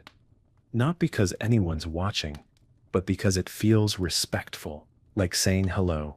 She keeps a bit of woodruff under her pillow now. It smells sweet when dried, like hay and honey and the very edge of spring. It's said to bring calm dreams, And she's been dreaming more lately. Of her grandmother's hands, of gathering cow parsley in a woven basket, of voices she never met, calling out names of plants she's never seen. There's comfort in that, in knowing we're not the first to kneel in the dirt and ask, what is this good for? And not the last to taste something bitter and wonder, could this save us? Even Osric, steady and spare with his words, carries his own ghosts. There's a patch at the back of the house where wild celery grows tall and tangled. He never harvests it, just leaves it to thrive. It was his father's favorite. He says nothing about it, but tends it with a quiet hand, removing weeds, tying back stalks after storms, leaving an extra pinch of compost there each spring. It's a kind of conversation, because these plants, these old, mostly forgotten vegetables, they aren't just physical. They hold a space for memory, for meaning, for the invisible weight of things unsaid. When someone passes, their garden tells the story first. The soil goes untended.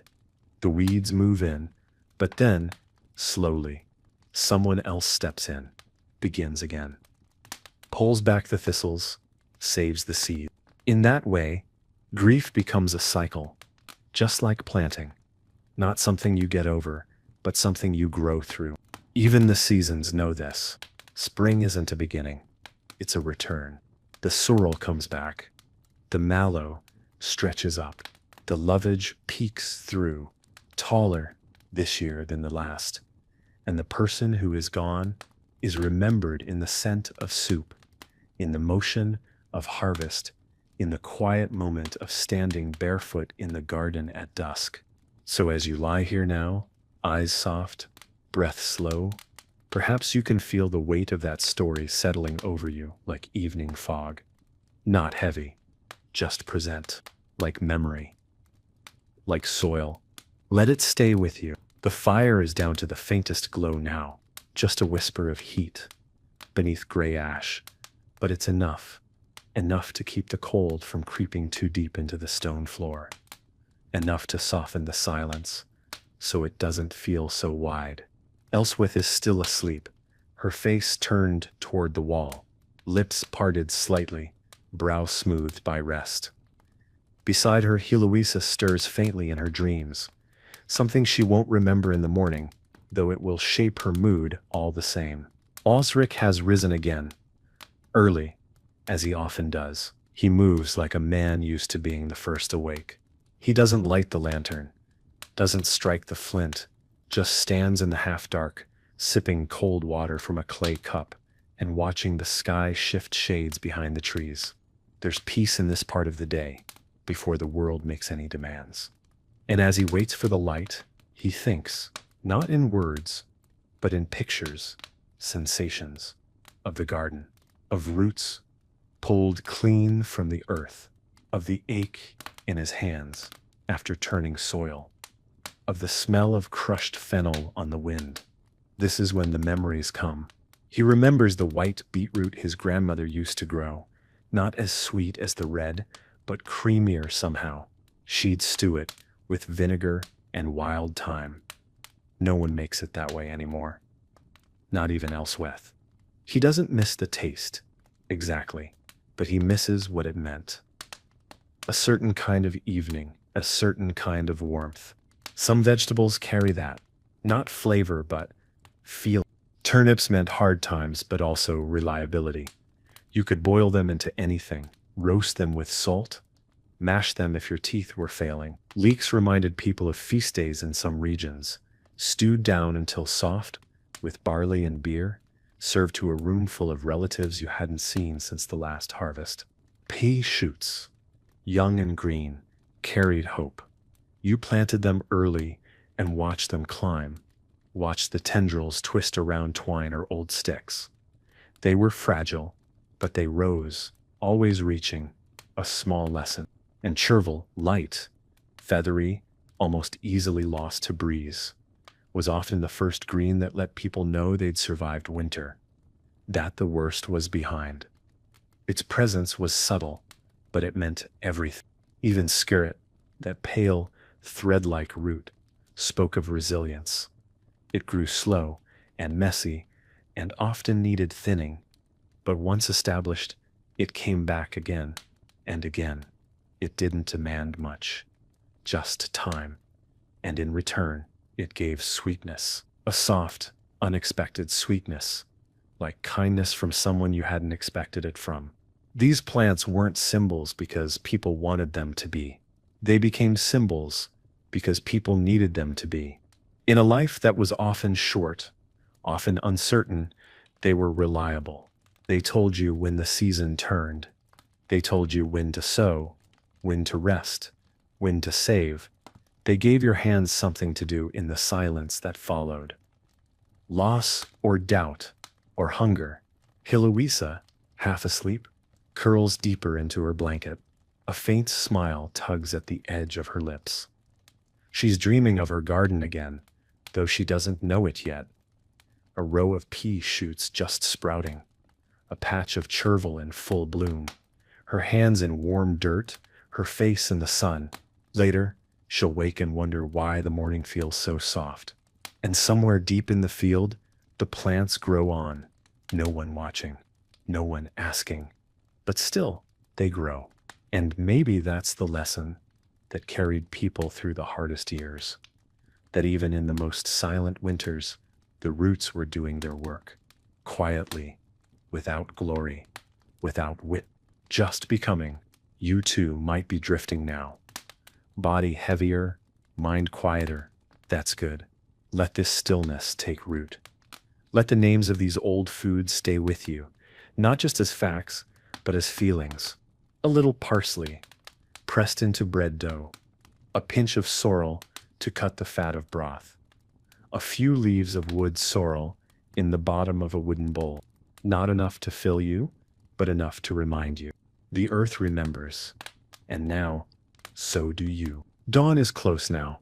There's a faint blue tint along the horizon, soft as milk and tea.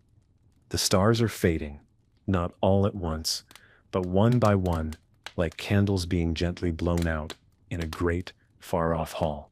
Balzeric is outside again, crouched at the edge of the garden, pulling up weeds by hand. He doesn't need to. He could do it later, but this part of the morning is his alone. The work is slow, quiet, familiar. He works a bit of chickweed, loose from the soil, careful not to disturb the young beet greens growing beside it. Chickweed is edible, but he's pulled enough for now. He lays it in a little pile, to feed to the chickens later. Nothing goes to waste. Not here. Behind him, the house is still sleeping. Elswith might stir soon, her first steps always slow and deliberate, like she's stepping into the day one careful breath at a time. Heloisa, likely, will wake with the sun. She always has. The ground is still damp from the mist. It clings to the soles of his boots and darkens the cuffs of his trousers. There's a crispness in the air, a hint of the season turning again. Not quite yet, but soon. He checks the cabbages, thick-leaved and strong, their outer heads glistening with moisture. These are a staple, dependable. They'll be harvested in stages. The leaves pulled one at a time. The cores kept in root cellars packed in straw to last into winter. A well-tended cabbage could stretch far into the lean months. Beside them grow the field peas, winding around stakes, hammered into the dirt. These will dry in their pods for storing. Elswith soaks them overnight in water and simmers them into thick, satisfying stews. There's always one pot of peas on the hearth, as predictable as sunrise, as grounding. And at the far corner of the plot is the row of skirret, growing quietly beneath the surface. Osric won't harvest them for some time, but just knowing they're there brings him comfort, like savings tucked away. A small promise that not every day needs to be figured out in a rush. Back inside, the fire is being rebuilt. Heloisa kneels before the hearth, coaxing flame from last night's coals. She adds kindling, bits of dried fennel stalk, a bundle of broom straw. The fire takes with a soft crack, and the room begins to warm. She stirs a pot of barley porridge with chopped mallow and a spoon of last year's honey. It's not sweet, not really, but hearty, the kind of food that fills the belly and lets you work until dusk without complaint. And as the room slowly brightens, something else settles in, a sense of rhythm. This was the true gift of the medieval garden. Not just the food, but the repetition, the rituals, the predictability of planting, the welcome tedium of weeding, the satisfaction of harvest. There was comfort in it. Every spring brought nettles, sorrel, chervil. Every summer, fennel, beets, celery leaf. Every autumn, skirret, salsify, wild radish pods soaking in vinegar. Every season brought with it a story, a lesson, a quiet measure of who you were. You didn't have to ask what your life was about. It was there in the dirt, in the seeds saved, in the meals prepared for family, neighbors, widows down the road who'd lost the strength to tend their own beds. Heloisa adds a bit of ground ivy to the porridge now, just a pinch for the bitterness to keep it from going too soft on the tongue. Her mother showed her that. Her mother's mother showed her, and likely someone long before them did the same. No one owns these recipes. They live in the hands, in the bowls, in the gardens, passed down not with ceremony, but with repetition. And there's a beauty in that, not grand, but deep. Osric steps back inside, brushing the dirt from his hands. He doesn't say anything. He doesn't need to. The fire is going. The meal is ready. The day has begun. They'll eat, then work, then eat again. And by nightfall, they'll return to the same stillness that greeted them this morning. And the vegetables, quiet as always, will still be growing. So let yourself rest here a little longer, in the soft light of this simple life. There's no rush. The garden moves at its own pace, and so can you. There's a certain quiet that only comes when everyone is doing exactly what they're meant to, not rushing, not stalling, just moving as the sun does, with steady purpose. The kind of quiet you can feel in your ribs. It's not the absence of noise, it's the presence of belonging. Osric finishes his meal with slow, grateful bites. He doesn't waste a crumb. The spoon is set carefully. The spoon is set carefully beside the bowl. He lets the warmth from the porridge linger in his chest before pulling on his boots. Elswith wipes the table with a damp cloth, the same way she has for decades. The wood is stained and uneven, but it holds their meals, their elbows, their laughter, and their silence. If you asked her what she owns that matters most, she might point to this table, or the soil. Because the truth is, their lives are written in dirt more than in ink. This garden, these vegetables, this way of life. It isn't just how they feed themselves, it's who they are. Osric is the man who grows the best skirret in the village. Everyone says so. Not because he boasts, but because his roots are always straight, always sweet. People bring their children to ask him how he does it. He never says much, just shrugs and says patience. But the truth is, it's more than that. It's years. It's knowing the way the soil smells when it's too dry. It's knowing not to water after the second frost. It's knowing how to rotate where the salsify goes so it doesn't grow tired. It's a kind of knowing that lives in the body. Elswith, too, is known for her way with nettles. Other women complain about the sting. She says they only sting when you're not paying attention. She gathers them barehanded in early spring, folds them gently into her basket like linens, and turns them into soups and teas that warm the belly and cool the fever. When someone in the village is ill, they knock at her door. And Heloisa is becoming her own kind of person, her identity still soft like a seedling, but she already knows which herbs grow under oak and which prefer the company of stone. She has an eye for it, a touch. It's not something you're taught, not entirely. Some of it grows in you, like the plants themselves. That's how these vegetables shaped people, not just by feeding them, but by naming them. The man who grew fat hen through drought, the woman who steeped woodruff for the dying, the child who first noticed the lovage was blooming early. It gave people a place, a reason to rise, a way to be remembered. You didn't need to own land. You just needed to know it, to walk it with care, to pay attention. You could be poor and still be the one people came to, for seeds, for roots, for advice on how to lift a heavy cabbage without breaking the stem. There was pride in that, quiet, honest pride.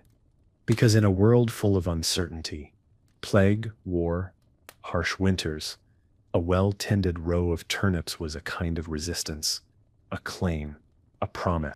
We're still here, and we still remember how, and even now as you listen in the dark, perhaps miles and centuries away, that sense of connection is still alive. Maybe you've never held a skirret root, or smelled drying tansy, or run your fingers across a leaf of ground elder and known exactly how bitter it would taste. But your body understands the rhythm, the weight of a spoon in your hand, the warmth of soup in winter, the scent of herbs rising with steam. These aren't foreign things. They're older than memory. They live in you. You don't have to plant a medieval garden to be part of this story. Just remembering these names is a kind of growing.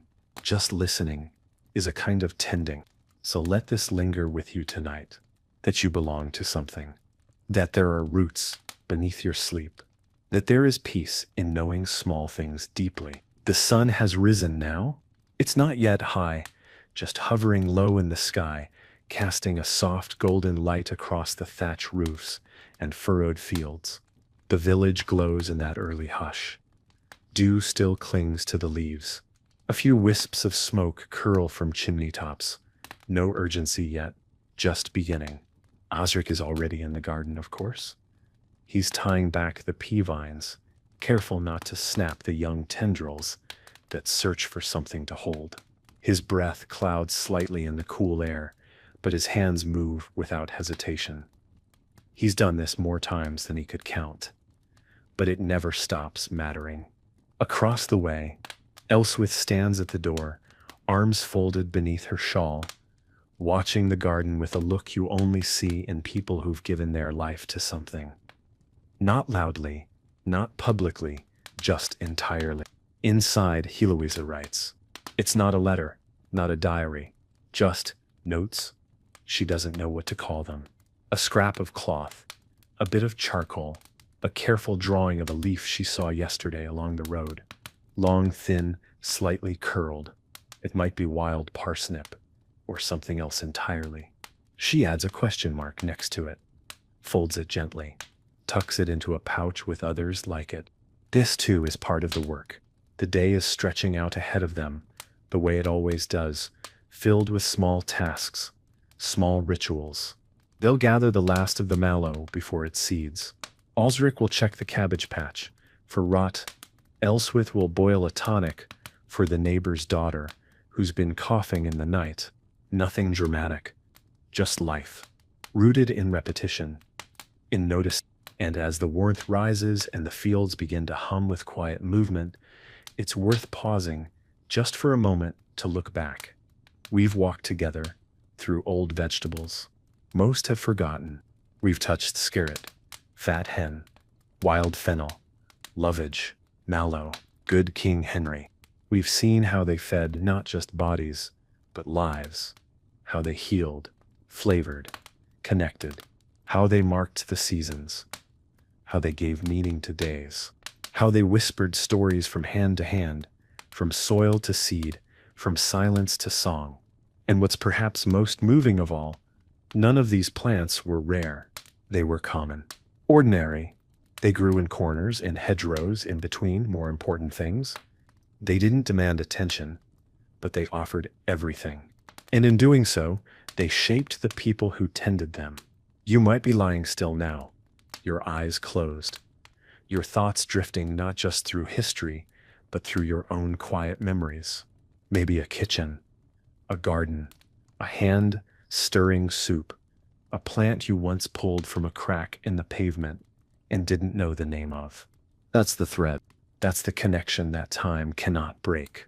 And it's here, right now, not in the past, but in you, in your breath, in your stillness, in the way your heart slows when hearing these names, in the way your mind lingers on the shape of a cabbage leaf in the morning sun. This moment is a garden too.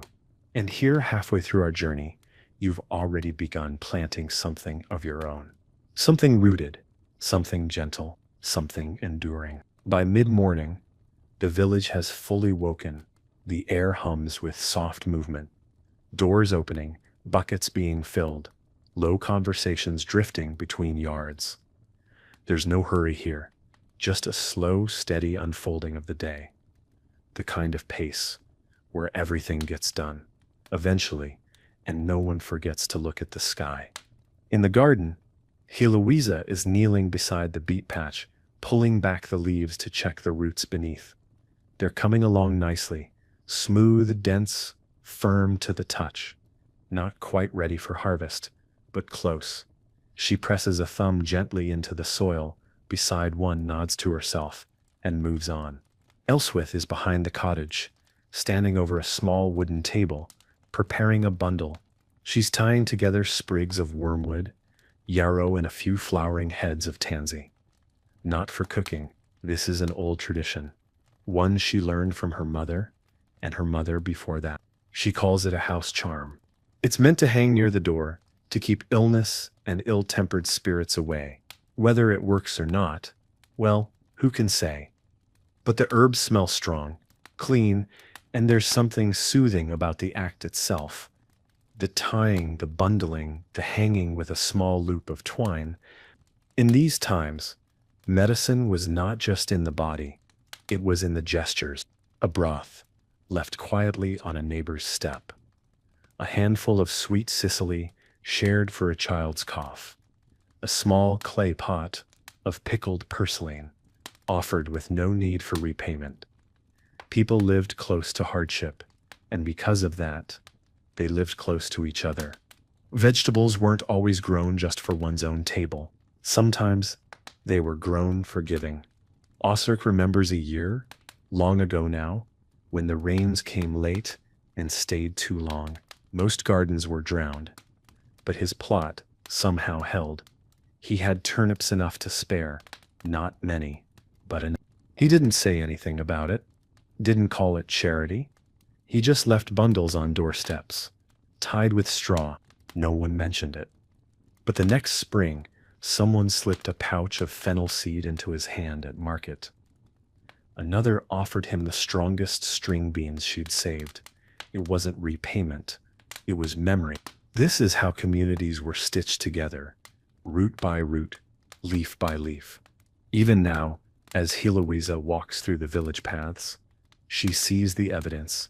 A patch of fat hen growing outside the cooper's yard, planted, not wild. He must have remembered her saying how much her mother liked it in soup. A bunch of wild garlic drying on a neighbor's windowsill, gifted, no doubt, from the boy whose sprained ankle Elswith had wrapped just last week. The land remembers what people do with it, and sometimes it gives back. Heloisa adds a few more notes to her cloth-bound bundle. Observations about how quickly the mallow flowered this year, how the wood sorrel curled earlier than usual in the heat. She's not sure why she's keeping track. Not yet. But she feels in her bones that one day it will matter. Maybe not to her, but to someone. Because these vegetables aren't just vegetables. They're evidence that someone lived here, worked here, noticed things, grew what could be grown, even when the weather turned strange, or the roof leaked, or the aches in the joints came early and stayed late. They are the quiet records of life lived, carefully. And you, listening here, still and steady, are part of that care now. These stories, these names, these herbs, they've reached you, and that means they're not forgotten. Not really. Because every time we speak of them, remember them, imagine them in our hands, they grow again. The afternoon is beginning to stretch its limbs. There's a certain stillness in this part of the day. Not the sleepiness of evening, nor the rush of morning, but something softer, like the air itself is pausing, letting the light fall more gently, letting the dust hang longer before it settles. Elswith is sorting through a small wooden chest beneath the work table. Inside are cloth bundles of dried herbs, folded paper packets of seeds, bits of twine, a carved spoon worn thin from years of stirring. She's looking for angelica root, a remnant from the spring harvest, not for eating today, but for a tincture she's preparing. 1 part root, 1 part vinegar, left to steep by the fire. It's said to guard against cough and chill. But more than that, it smells of the first warm days, and she finds comfort in that. Across the yard, Osric is trimming back the broad beans. Their season is nearly done. The pods are thick and heavy, bending the stalks with their weight. He gathers them one by one, dropping them into a basket lined with wool. They'll be dried for winter use, stored in earthenware jars, sealed with wax and hope. This part of the year is full of transition, nothing dramatic, just the quiet giving way of one phase to the next. The lettuces are bolting, their leaves turning bitter. The sorrel has flowered. The chard stands tall but tired, and the peas, once bright and sweet, have begun to dry on the vine. This is not failure. This is what plants do, and people too. They grow, they peak, they fade, they seed, and then, when the time is right, they begin again. That's one of the oldest lessons of the garden. Nothing is wasted, not even time. The waiting matters as much as the harvest, the weeding as much as the reaping. The season when nothing sprouts, just as meaningful as the season when everything does. You learn that quickly when you live by the land. You learn to wait for the right kind of cold to sweeten the parsnips. You learn to watch the sky before planting turnips. You learn not to rush the spirit, no matter how eager your hunger feels. And over time, you realize you are not in control. Not really. You are in relationship with weather, with soil, with luck, with time. Heloisa is learning this now.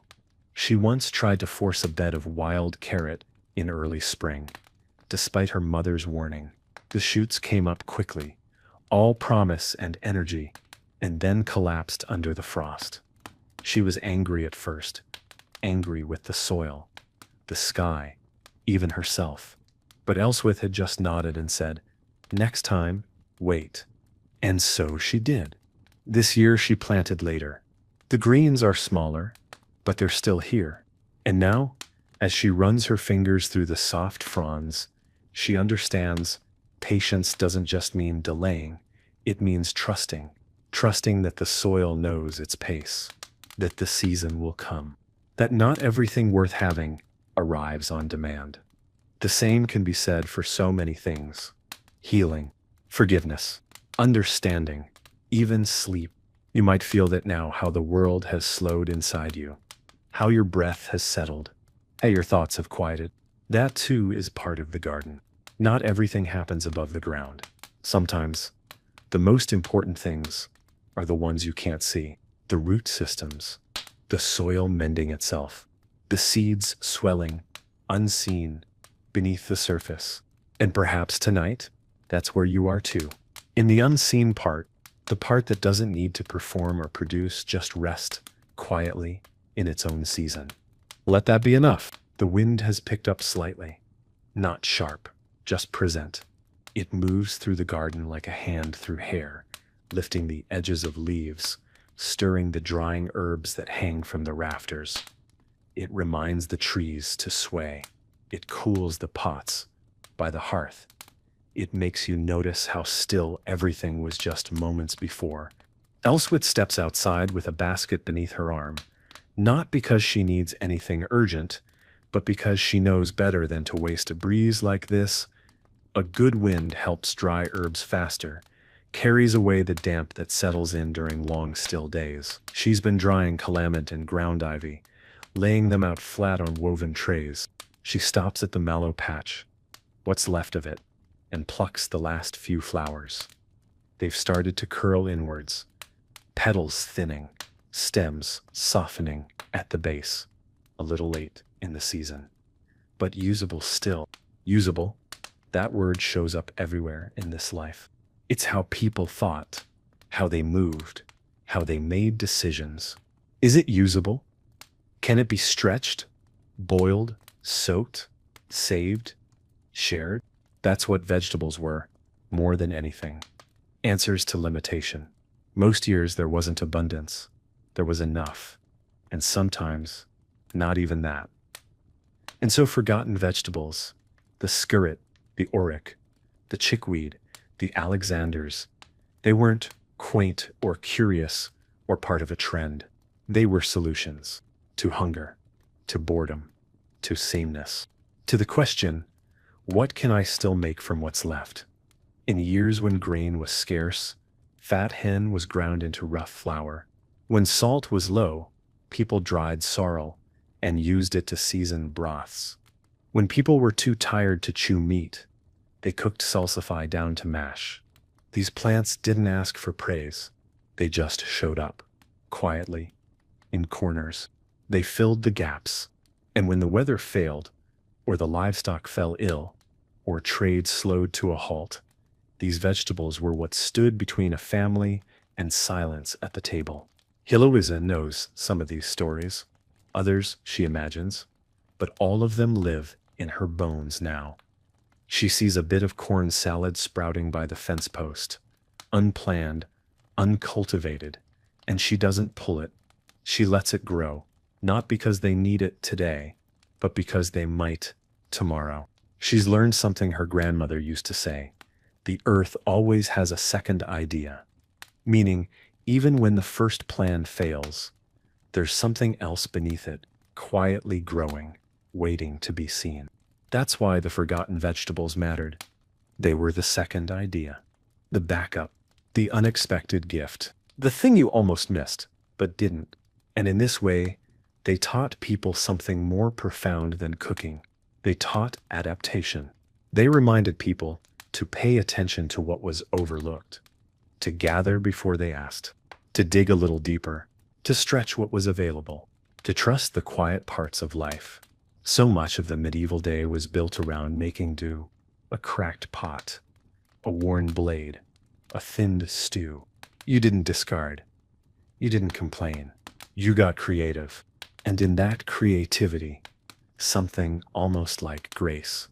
Elswith returns inside now, a small bundle of herbs in hand, her face touched with the peace that comes from moving with the rhythm of the land. Heloisa places a few of the dried wild radish pods into a jar lined with waxed linen. She labels it not with a word, but with a small charcoal sketch, 2 looping leaves and a dot. Her own language. And Osric steps inside from the garden, brushes off his sleeves and sits at the table. No words, just a slow exhale, just the sound of belonging. And maybe you feel that now, a kind of gentleness, a quiet knowing that the simplest things are often the most lasting. That what nourishes us best isn't always what's prized, but what's present. So rest here, if you need to. Let your breath be enough. Let the silence grow full again. The day is warmer now. The light has settled into that easy glow, bright, but not harsh. You can feel the weight of it on your shoulders, in your back. The kind of warmth that makes you slow your pace, loosen your grip. Let things take the time they want to take. Osric is sharpening the edge of a hoe, not because it's dull yet, but because he believes in readiness. He likes tools to be ready before they're needed. It's a habit he picked up from his grandfather, who used to say, Blades should rest sharp, like a man after a good day's work. Elswith is kneeling near the patch of good King Henry, her fingers brushing the soil, checking for any early signs of yellowing in the leaves. It's holding up well this season. The greens are rich and full. She pinches a few tender ones to cook with later. Nothing more. The rest she leaves. This plant grows better when it's not picked too hard, too fast, like people. Heloisa is sitting on the edge of the stoop, barefoot, sorting through a small pile of seeds. Some are hers, some gifted, some traded. Each one carries more than food. It carries a story, a choice, a hope. She lays them out on cloth, skirret crowns, parsnip seed, the black pebble-like pods of Alexander's. She doesn't know yet when she'll plant each one. Some she might save for another year, some she may give away. She just wants to see them, to be reminded, because saving seeds is an act of quiet faith. You don't just save them for yourself, you save them for who comes next, for the seasons you haven't yet seen, for the failures you haven't yet faced. You hold them in your palm and say, without speaking, we're not done. And in the medieval world, where life was often short and uncertain, this mattered more than anyone ever said aloud. Seeds were wealth. Seeds were knowledge. Seeds were love in a linen pouch. People passed them down with careful instructions, or sometimes with nothing but a knowing glance. Plant this deep, water it just after the moon turns. Don't forget, it doesn't like company. Give it space, or simply trust this one. It grows when nothing else does. Osric remembers how his mother once gave him a single seed, black and knotted, rough to the touch, and told him it would grow into the strongest parsnip he'd ever eat. He planted it beside the rain barrel, watched it every day. It sprouted, then died after 3 weeks. He was heartbroken. She said nothing, just handed him 2 more the next season. That was the lesson. Seeds don't promise success. They promise possibility, and that was always enough. Even now, in a world far removed from that one, the lesson holds. Maybe especially now. The patience to wait, the care to preserve, the willingness to try again. Heloisa folds her seed cloth carefully, tucking it into the small wooden box where she keeps her tools, her sketches, her best thoughts. She lights a small stick of dried wormwood and lets the smoke drift lazily out the window. Not for any spell or ritual, just because she likes the scent. Bitter, herbal, honest. And outside, the garden continues as it always has. The roots deepen, the leaves stretch, the air shifts, and everything, quietly, moves forward. You're still here with it, still resting inside the story. No hurry, no need to arrive. Just be among the growing things. The garden is quiet again, not silent, never silent, but at ease. The wind has shifted, coming now from the east, bringing with it the faint scent of dry earth and old wood. The kind of wind that stirs the upper leaves and leaves the soil undisturbed. Osric stands near the bean rows, watching the clouds move slowly across the sky. He's done with most of the day's work. There's still more to do, of course, there always is, but for now he's content to pause. His hands rest on the top of the spade, earth still caked in the creases of his fingers. He lets the sun find his shoulders. Heloisa moves between the beds, brushing her fingers lightly over the young plants. She's checking for pests, but mostly she's just saying hello. That's what it feels like to her, like greeting. The beetroot are firm, the skirret sturdy. A few of the carrot tops are starting to twist, and she makes a mental note to pull them early before the flavor gets muddy. At the edge of the plot, a few weeds are pushing up between stones, and she leaves them. Not all weeds are enemies. Some are teachers. Some are medicine. Some are just part of the picture. Elswith is preparing broth inside the cottage. Simple, as always. A base of leek tops and dried nettles, softened in water, a bit of crushed barley stirred in, and a small handful of purslane. She picked earlier. There's no meat today, but there doesn't need to be. The flavor comes from time, from the layers of careful tending that went into every stem, every leaf. She adds a pinch of salt from the small jar she keeps hidden from view, not because she's secretive, but because she knows how quickly it disappears if you're not careful. And through it all, the rhythm holds. The cycle, the subtle turning of season into season. Nothing in the garden hurries. Nothing demands. Everything knows when it is time. The chervil bolts before the barley is full. The sorrel rests when the heat rises. The salsify goes into hiding the moment the days grow long. People learn to listen, to move with these shifts. It's not always perfect. Sometimes the turnips rot in the ground. Sometimes the peas bloom too late. But still, they plant again. Still, they trust. Because in the end, this isn't just a garden. It's a life made visible. Each row a story. Each plant a memory. The earth is both canvas and record keeper. You can walk it and feel everything that's come before. The lean years, the lush ones, the hands that came before yours, the quiet triumphs of someone who made a meal from nothing but beet greens and patience. You feel it when you kneel to plant. You feel it when you gather in silence. And maybe now, as you rest, your body softening, your breathing slowing, you're beginning to feel it, that this isn't just about vegetables. Not really. It's about care, about the beauty in repetition, about giving time to something that won't thank you but will nourish you, about the kind of work that leaves no applause but feeds someone just the same. You don't have to be in a medieval field to understand this. You just have to be still long enough to listen to what's been growing all along. The hours pass gently now, not marked by clocks, but by light and warmth and the shift in air that says evening is coming. The garden doesn't rush, neither do they. Elsweth stands at the basin, rinsing the last of the wild greens she pulled before the sun climbed too high.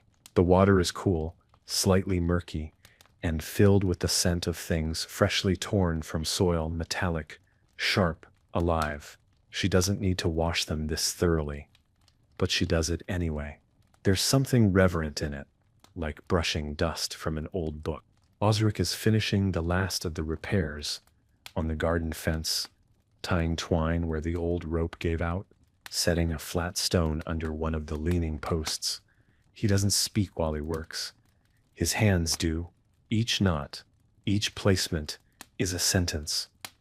This part of the fence matters. It's not just a boundary. It's an agreement with the land. You protect what you tend, not because it's yours, but because it's needed. Heloisa has taken to watching the light in the afternoon. She notes how it changes the way the leaves look, how some vegetables glow under it, especially the chard and the fennel. She doesn't say much about it, but she sketches quietly, trying to remember the way colors bend. She tucks a few beet leaves into a basket for pigment, murmuring the idea of ink. Not for a letter, just to try. Sometimes creativity is just another way to listen to what the land is offering. They'll eat soon. A simple meal. Warm barley with herbs. A few turnip greens fried in fat, and flatbread made with leftover wild flour and dried caraway seed. It's not grand, but it's deeply satisfying.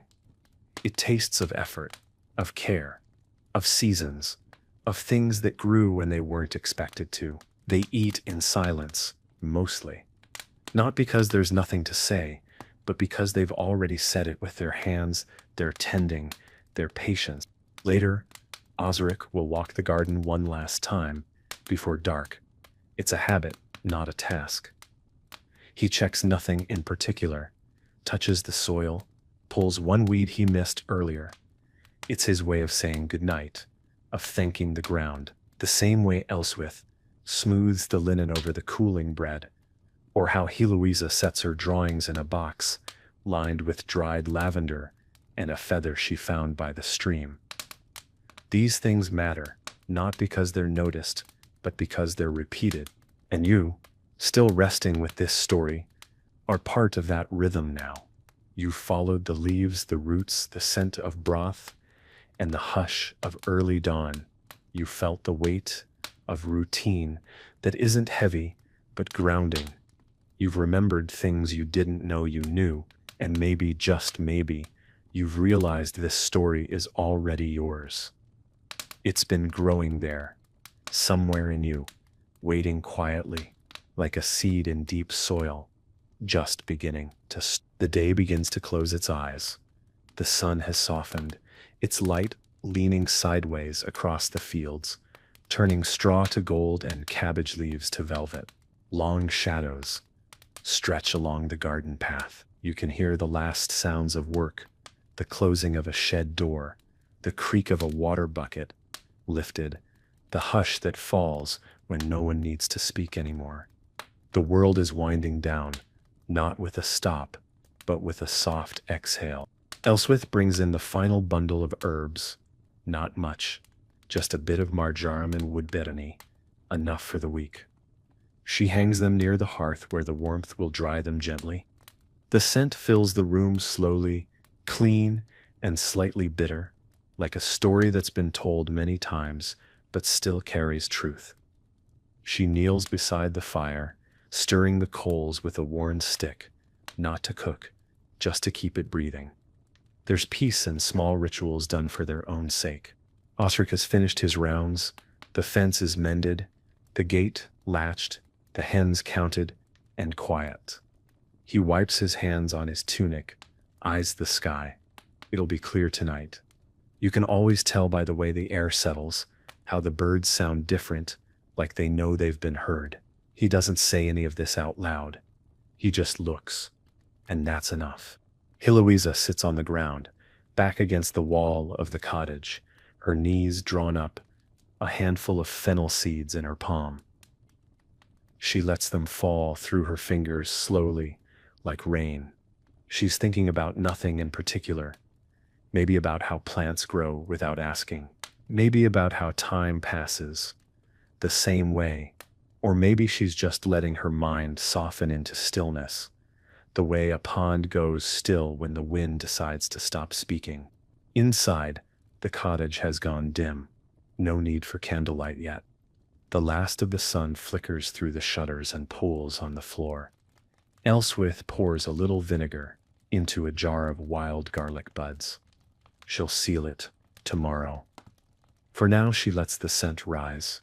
It bites, sharp and clean, like memory, like something you forgot you loved until you smelled it again. And outside, in the garden, the vegetables rest. The skirret, the turnips, the herbs tied to rafters, the weeds left standing because they held their ground better than anything else. All of it exhaling, all of it easing into night. There's nothing more to do now. Just trust that what was planted will stay rooted, that what was gathered will hold, that what was tended today will feed someone tomorrow. And you, still here, are part of that promise. Maybe you're lying still, eyes closed, or sitting, watching nothing in particular. Let the rhythm carry you now. No thoughts to chase, no answers to find. Just this breath, just this moment, just this small, quiet harvest of peace. Night has taken its place now, gently and without protest. The sky above the village is deep and wide, peppered with stars like seeds scattered across dark soil. The garden is cloaked in shadow, but nothing feels lost. Everything rests in its rightful place. Roots deep, leaves folded, air cool and still. You can almost hear the quiet settling over the earth, like a soft wool blanket, tucking in each row, each corner, each sleeping stem. Inside, the fire has been lowered, just enough flame to keep the room from cooling too fast. Elswith finishes wiping down the table, running her cloth in slow, practiced circles. She doesn't rush. This moment is as much a part of the day as planting or harvesting, cleaning, folding, closing the space. It signals to the home that the day is done, that it can rest too. Osric sits with his back to the wall, legs stretched out, his head slightly tilted toward the ceiling. He's not asleep. Not quite. Just unwound. His breath is slow, even. His hands are still rough from the day's work, but resting now, open. There's no more to carry tonight. Eloisa has lit a small beeswax candle. The flame flickers gently as she flips through her folded sketches, crude drawings of herbs, leaves, seeds, a few notes scrawled beneath them. She doesn't read them, just touches them. The way one touches old fabric or smooth stones from a riverbed, there's a kind of prayer in it. A prayer that doesn't need words. Outside, the garden holds its own silence. The scent of soil is stronger now. Cooler, root heavy. You can almost feel it pressing upward from the ground, like a story being told beneath your feet.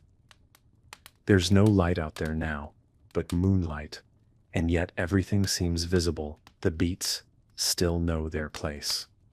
The fennel still sways ever so slightly in the breeze. The parsley, small and tucked into the corner bed, waits for morning, as it always does. In these hours, memory becomes part of the garden too. You remember the way a certain leaf felt between your fingers, the warmth of bread flavored with lovage, the soft sting of nettles along your wrist. You remember someone's voice saying, "Not yet, wait another day." You remember the patience, the tending, the way even hardship had its rhythm. And maybe now, as you breathe a little slower, you begin to feel that rhythm inside you. Not as thought, not as language, just as presence. The deep, steady sense of having been part of something old and honest, something humble, something alive. So rest here. No need to reach for anything. The seeds are already planted. The work has already been done. Let the earth hold you, just like it holds everything else. The moon hangs high now, casting its cool light across the village rooftops and spilling silver into the paths between garden beds. It's quiet in a different way than the day. This is a sacred quiet, a hush not meant to be broken, the kind of stillness that asks you to listen, even if there's nothing left to hear.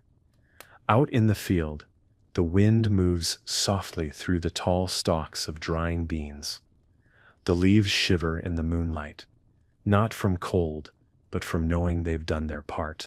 Elswith lies curled beneath a thick wool blanket, one hand resting on her chest, the other tucked beneath the edge of the pillow. Her face, worn by sun and years, is peaceful now. The lines around her mouth are softened, the lines between her brows smoothed by sleep. She's not dreaming anything she'll remember, just resting, deeply, fully. The kind of rest earned only through work that fed others. Osric has drifted off in his chair, his head leaning against the wooden wall, arms crossed loosely over his chest. The room is warm enough. The coals still glow faintly in the hearth. He breathes evenly, his body remembering how to surrender the day. Somewhere in that slow breath is every moment he spent planting, watching, carrying, repairing every turn of the soil. Every quiet triumph that didn't need to be spoken aloud. Heloisa lies awake a little longer, not restless, just thoughtful. Her eyes are fixed on the rafters, watching the moonlight catch the edges of their herb bundles hanging overhead. She counts them silently: mallow, wormwood, sorrel, fennel, parsley root. She knows them by smell before sight. Each bundle a piece of someone else's wisdom, passed down in gestures and recipes, in touch and tone. She thinks about the future, not in grand terms, but in seasons. She thinks about what she'll plant first next spring, whether the ground elder will come back thicker, whether she should try tansy in a new spot. She thinks about the drawings she hasn't finished, the way a leaf curls when it's ready to be picked, the soft resistance of skirret when pulled too early. She carries these thoughts like seeds, quiet but ready. And outside, the world continues to hold its breath. The garden doesn't sleep the way people do. Its rest is a readiness, its silence a form of attention. The roots continue their work beneath the soil. The moisture gathers. The seeds left unharvested begin their slow swelling. What was today's meal is already becoming next year's hope. This is what vegetables meant to people back then. More than sustenance, more than survival. They were continuity. They were inheritance.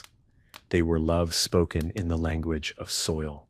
A father planting turnips so his children could eat in January. A mother saving the last good skirret root to dry for seed instead of stew. These were not small choices. They were acts of faith. And you, lying here now, still and breathing softly, are part of that same faith. Listening is a kind of planting too. Memory is a form of tending. And every time you carry a story like this with you, even silently, you become part of the old rhythm. Let it carry you now. Let your body feel the weight of nothing needing to be done.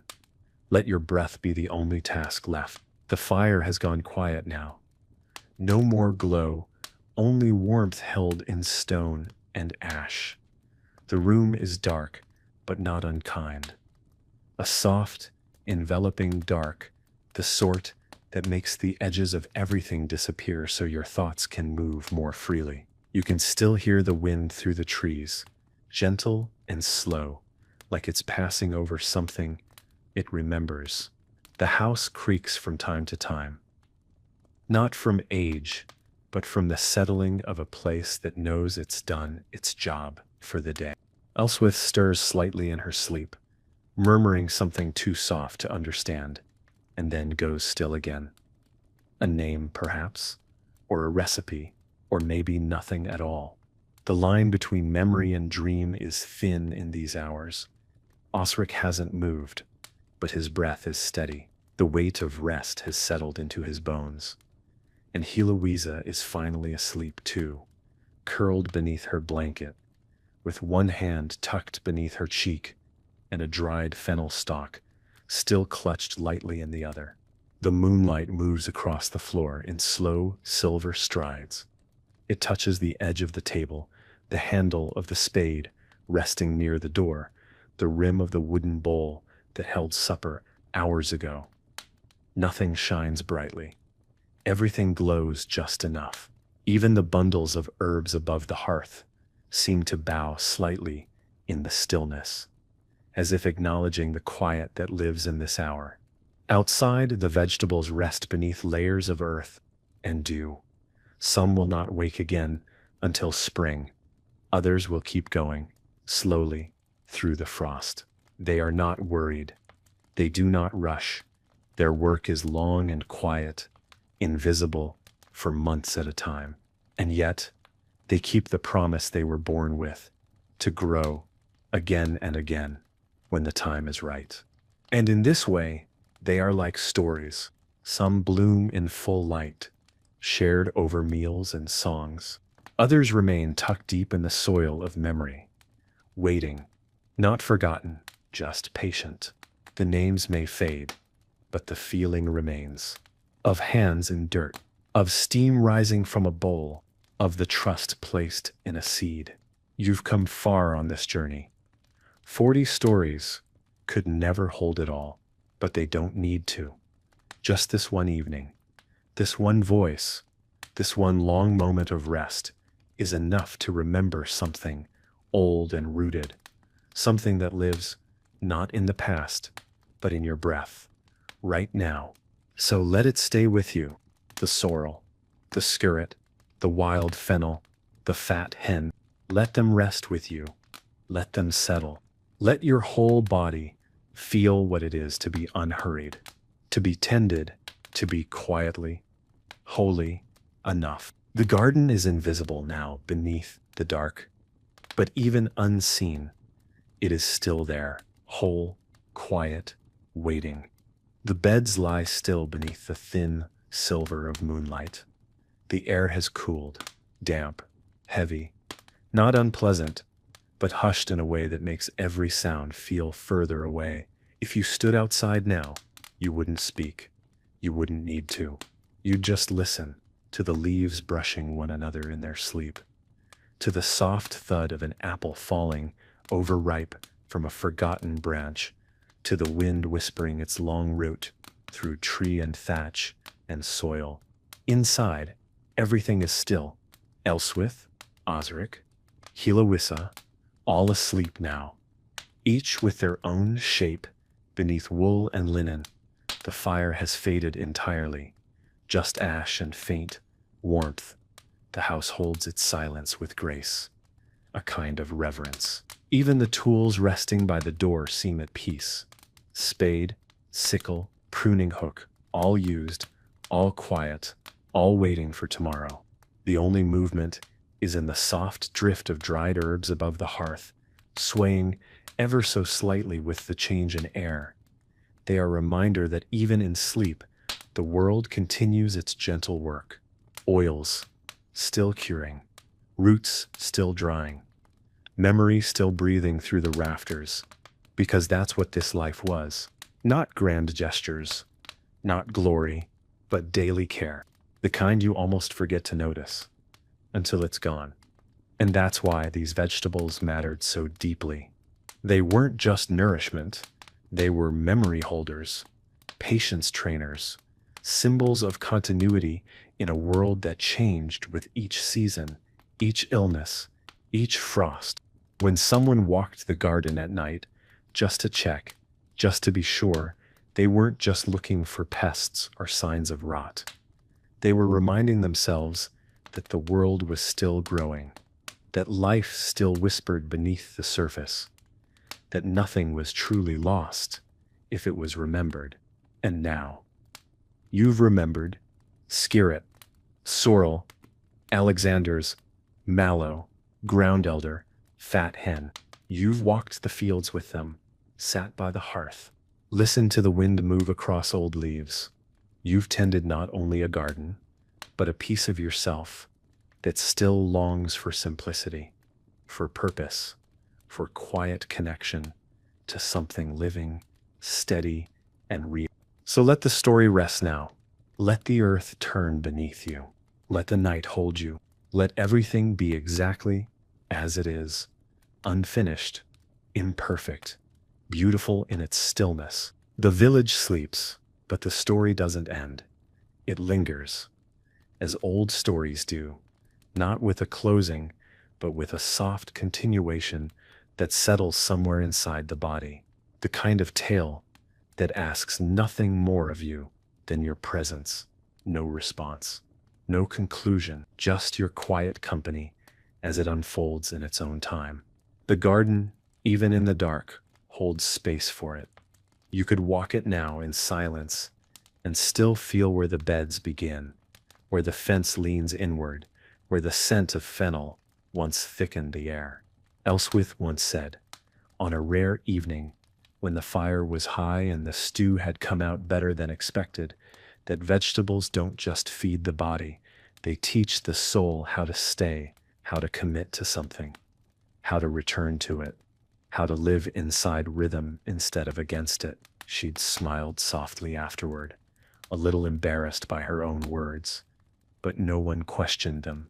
They were true in the way only lived things can be true. Heloisa, if she ever tells stories of her childhood, one day might not speak of anything grand.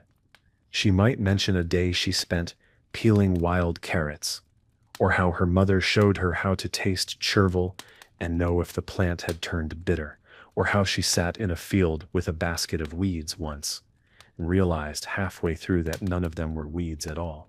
Because that's how knowing works. Slowly, quietly. Again, and again. You don't learn a garden in a season.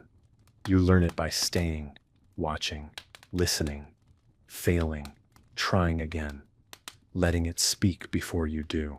And that too is what you've done here. You've listened to the soft lives of forgotten vegetables, to the way they shaped not just meals, but mornings, not just health, but home. You followed their names through silence and steam, through open fields and closed rooms, through soil and story. You've remembered things you were never told, and that kind of memory lives longer than anything written down. So let the stillness stay with you now. Let the mallow bloom quietly in your thoughts. Let the skirret stretch its thin roots through your chest. Let the sorrel's sharpness linger faintly on your tongue. And rest. Rest knowing that these plants and the people who grew them and the rhythm they followed are not gone. They are simply waiting in the soil, in the stories, in you. The world is entirely still now. Not a single cart creaks in the lane, not a hoof, not a voice, not a single door. Even the chickens have long since gone quiet, huddled in their corners, breathing slow beneath straw and feather. The village has become a memory of itself, softened by darkness, smoothed by time. Only the moon remains watchful, casting pale light onto stone and soil, silvering the leaves of cabbage and chard, brushing over the low rows of herbs like a blessing unasked for, but still received. Inside the cottage, the fire is gone. Not even embers remain. Just the scent of ash and old smoke, and the quiet weight of a hearth that held heat for those who needed it. The beds are quiet. No one stirs. Nothing is expected.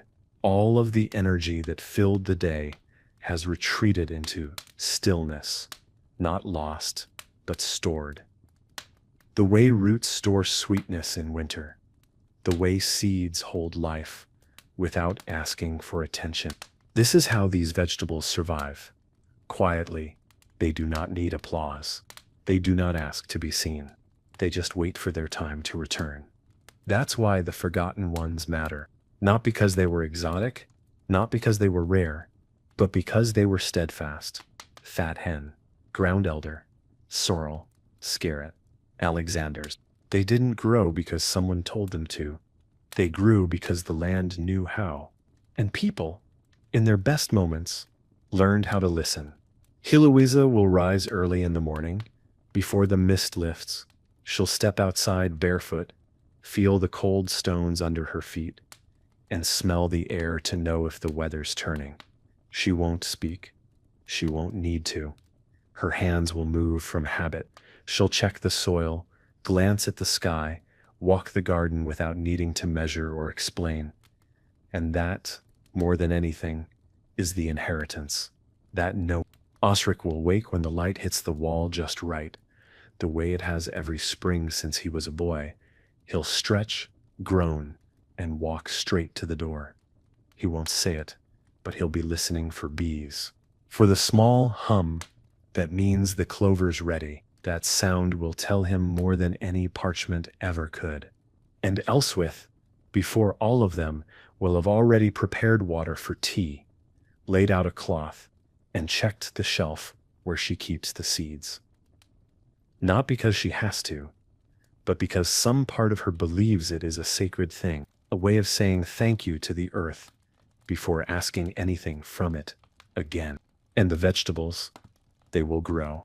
They will stretch, unfurl, deepen, not for history, not for show, but because growing is what they are meant to do, just like us. The night has reached its quietest point, that moment where time seems to stop moving, where everything is held in stillness so complete it becomes a kind of music. The garden doesn't move, the air doesn't stir, and yet, beneath the soil, things continue. Roots stretch slowly. Cells divide. Moisture travels upward. Growth doesn't sleep. It only slows. Inside, the silence has taken on weight. a kind of fullness, as though all the work of the day has gathered here, wrapped itself around the walls and floor, and decided to rest alongside everyone else. Elsweyth's breathing is steady now. Osric's arms are folded loosely over his chest, the tension in his shoulders long gone. Heloisa turns just once beneath the blanket, and then is still again, lost in a dream shaped by herbs and wind and soft light. If someone were to walk past the cottage now, they might not see much. Just another home in a quiet village. But if they looked closer, if they stepped lightly, leaned in, listened, they might sense something more. The presence of care, of years spent learning the quiet language of plants, of mornings spent harvesting with cold fingers, of evenings spent rinsing greens in dim light, of choosing to grow things that others forgot, because they still held meaning. And that meaning didn't come from books or markets. It came from moments. The smell of chervil steeping beside a sick bed, the bite of sorrel in early spring, when your body craved something sharp and living, the quiet gratitude in someone's eyes when you handed them a bowl of stew flavored with last year's fennel. This is how memory lives, not always in names, but in gestures. And now, these gestures live in you. You've followed these stories through smoke and soil, through flavor and silence. You've walked the rows, touched the leaves, remembered the forgotten. And perhaps, without trying, you've brought something back with you. Not just the knowledge of old vegetables, but the feeling of tending, the rhythm of attention, the understanding that small, slow things still matter, that they always did. There's a stillness that only comes when something is truly complete, not rushed, not forced, just naturally come to its resting place. The fire has gone cold, the garden is cloaked in dew, and every living thing, both seen and unseen, has surrendered to the night. The last owl call has faded, the air no longer moves. The world feels like it is holding its breath, not in suspense, but in peace. Inside the cottage, not a single sound breaks the quiet. No shifting, no murmuring, just sleep. Deep, whole sleep. The kind you only reach when your work was honest and your day was real. The kind that doesn't need dreams to feel full. And you, still here, still listening, still resting inside this story. You are part of this stillness too. Because what you've been listening to hasn't only been history. It's been rhythm. It's been breath. It's been a way of living that gave time to things, a way that honored what grew slowly, what wasn't celebrated but mattered. The vegetables we've wandered through together, scarrot, sorrel, chickweed, fennel, Alexanders, they didn't survive because they were powerful. They survived because someone kept caring, someone kept planting, someone kept tasting and trusting and watching and waiting. The people who tended them didn't write books. They didn't make headlines, but they remembered and they passed it on. Not always with words. Sometimes just with a handful of seeds in the corner of an apron, or a line spoken while stirring a pot, or a quiet correction when someone went to harvest too early. And so, in that spirit, you've become part of the passing on. You've sat by the fire. You've walked the garden path. You've listened long enough for the old names to feel familiar again. You've let your breath fall into step with theirs. And whether you ever plant scarrot or sorrel or chickweed, you've still planted something. Something quiet, something gentle, something old. The night is deep now, and everything that needed to be said has already been spoken in soft gestures, in the slow boiling of broth, in the careful tying of herb bundles. No grand endings, no last words, just this quiet moment, suspended like a breath between the stars. The garden outside is invisible beneath the dark, but that doesn't mean it's gone. It's simply resting, like everything else. The turnips are nestled beneath soil. The fennel seeds wait for wind. The weeds, some useful, some not, lie still, untamed and alive. Elswith will rise soon. She always does, just before the light. There's something in her bones that knows when the night has given all it can. She'll pour warm water into her cracked clay cup, crush a pinch of dried mallow, and sit for a while without speaking. Osric will wake slowly, slower than he once did, but with the same quiet discipline. He'll tend to the gate, check the soil with the heel of his hand, and nod to no one in particular. And Heloisa, younger, not yet shaped entirely by routine, will still feel the weight of yesterday in her fingers as she steps barefoot into the garden. This cycle is not romantic. It's not dramatic. But it is sacred because it asks for attention. It asks for patience. It asks for the kind of presence that doesn't demand reward. These vegetables, forgotten by most, were the companions of people who understood how to live with the land instead of above it. They made no speeches. They simply planted, watered, watched. They didn't conquer time. They flowed with it. And now you flowed with them. You've listened long enough to feel the weight of nettle leaves, the cool press of damp soil, the way broth smells when you stir in the last handful of chopped greens and step back just to let it bloom. You've given your time to this story, and that matters. Not because you needed the facts, but because somewhere in you the rhythm felt familiar.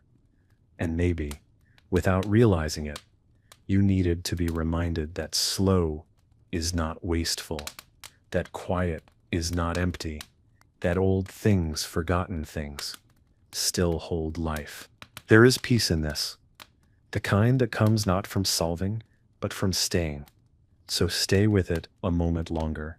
Let it settle in your chest like warmth from a hearth long tended. Let it root itself somewhere beneath your thoughts. Let it be enough to simply know the names, to feel the garden resting, to feel your own breath finally match its pace. The cottage holds the night like a bowl holds water, quiet still, without spilling a drop. The walls, the rafters, the worn floorboards creak softly as they breathe in the dark. Everything inside is exactly where it should be. Not perfect, not untouched, but whole in its own way. And outside, beyond the shuttered windows, the garden waits without asking for attention. The skirt unseen beneath the earth thickens quietly. The chickweed spreads, unnoticed but steady. The wind carries the scent of thyme and old smoke, and somewhere a fox steps softly through the grass, as if it knows this place is not to be disturbed. There's something tender about the quiet here. It's not silence that presses in. It's silence that wraps around, like a hand on the back, like someone sitting beside you, saying nothing, but staying anyway. That's what this entire way of life was built on, staying through long winters, through bad seasons, through days when nothing grew and the pantry was nearly bare. People stayed, they made do, they adapted, and they passed that knowledge on, not with pride, but with purpose. Not everything survived, of course. Some plants disappeared completely. Some names were lost. Some methods fell out of use, swept away by faster ways, easier food, louder noise. But some things held. A few seeds passed hand to hand. A few stories whispered while hanging herbs to dry.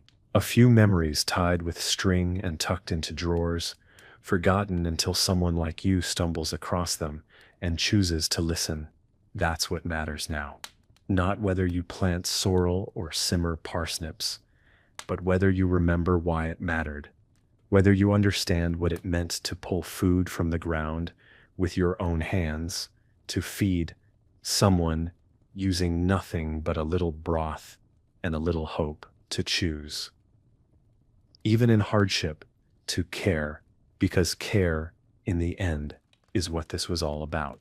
The care to notice, to wait, to trust, to offer what you had, even if it wasn't much. So maybe you'll carry that forward. Maybe you'll remember the names, or maybe just the feeling, the softness, the pace, the understanding that small things, especially small, quiet, living things, can outlast nearly anything if someone chooses to keep tending them. And maybe that someone, tonight, is you. The night is almost ready to turn. There's a softness to the dark now, a loosening, as if even the stars are beginning to exhale. The garden is still quiet, but it's no longer asleep. It's listening. The kind of listening that comes before waking. Roots hold firm. Leaves lie still, but there's a hum beneath it all, like a breath being drawn slowly before the first light spills across the fields. This is the hour when everything prepares, without rushing, when the world remembers how to begin again. Inside, the cottage holds its breath with the same quiet reverence. Elswith, Osric, and Heloisa remain wrapped in sleep. There is nothing to do yet. The tools rest, the herbs hang heavy with scent. The bowls are clean, the seeds remain untouched, tucked safely in linen and jars and corners where time has no urgency. And in that quiet, a truth lingers. Nothing meaningful was missed. Nothing was wasted. Every small act of care, every stir of the pot, every weed left standing, carried weight. You've come far on this journey, not in distance, but in depth. You've walked among the forgotten. You've bent low to smell what others pass by. You've stood in the soft soil of a world that didn't demand your attention, but welcomed it all the same. You've let your breathing slow. You've let your mind drift from noise to quiet. You've chosen to listen long enough for something old to bloom again. And in doing so, you've taken part in something older than history. You've moved not through information, but through presence, through rhythm, through breath. Like the people who once grew these vegetables, not because they were fashionable, but because they were needed, not for abundance, but for enough. Let that word stay with you now. Enough, not perfect, not ideal, just enough. The broth was enough, the seed was enough, the sleep, the stillness, the silence you've held, enough. You've tended something, even if only in your mind. You've remembered that time doesn't need to be filled to be valuable. That tending, real tending, requires nothing but attention and care. And that some things are still worth knowing, even if they don't speak loudly. The sky is beginning to pale, just barely, a quiet suggestion along the horizon. A softening of the black into something blue-gray and full of promise. The stars are dimming now, one by one, fading, not with fanfare, but with grace. The garden remains hushed, blanketed in dew, but it senses the change. The beet leaves tremble slightly. The tops of the wild fennel lean toward the east. The soil cool beneath the foot, but alive, always alive. Inside, the last breaths of night are being drawn. Elswith shifts beneath her blanket. Osric rubs one eye and rests again.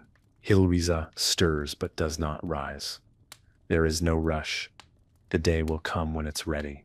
And until then, there is still time for silence. Still time to hold the shape of everything that has come before. And for you too, the journey has neared its end.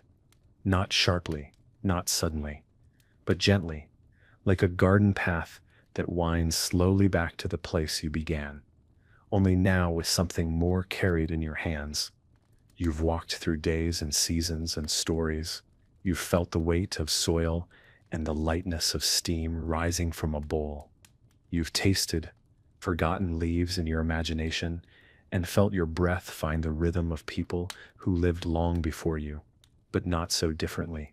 They didn't leave behind monuments. They left seeds. They didn't shout. They stayed. And through staying, through growing, through offering what little they had, They told stories that only quiet ears could hear. And tonight, those ears were yours. You've given your attention to the slow, to the rooted, to the overlooked and the ordinary. You've remembered that nourishment doesn't always look like indulgence. Sometimes it looks like chickweed or broth or a shared silence between two people, too tired to speak but full of love all the same. Let yourself carry that now, not as a lesson, not as history, but as something living, a rhythm, a pace, a way of noticing that you can return to any time you need it. Even when the noise rises again, even when the days speed up, you'll know this place still exists, and more importantly, you'll know how to find it. The first light of dawn is here now, not bright, not yet warm, but unmistakable. It spills gently across the tops of the hedgerows, brushes the thatch, glimmers faintly on the rim of the water barrel. Outside the door, the garden wakes without sound. No fanfare, just present. The dew clings to the leaves. The shadows stretch and fade. And beneath it all, the roots continue their quiet, ceaseless work, as they always have. Inside, the room begins to shift. The air takes on a new texture, the kind that signals a new beginning. Elswith sits up slowly, brushing her fingers through her hair. She says nothing, doesn't need to. She knows this light, this moment, this exact breath. It's the same each season. And still, it never loses its meaning. Osric stretches, Heloisa stirs, and the cottage, once wrapped in silence, now exhales with the world. This is where the story ends. Not because it's finished, but because it's been passed on. Like seeds tucked into a pocket, like dried herbs placed on a windowsill. You've walked the path. You've tasted the names. You've felt the weight of vegetables that most will never know again. But now you do, and because you do, they live. Not in museums or manuscripts, but in your thoughts, your rest, your rhythm. This story was never meant to dazzle. It was meant to stay, to settle into your bones, the way good broth settles into an empty belly. To remind you that not all nourishment comes with noise. Some of it arrives through repetition, through warmth, through a voice in the dark that simply sits beside you and says, you can let go now. You've made it through the night. And if you've rested, even a little, then the story has done what it came to do. And if something small feels different now, quieter, slower, gentler, then maybe something has grown in you too. So carry it with you and return when you like. The garden is always here, and it's waiting for you.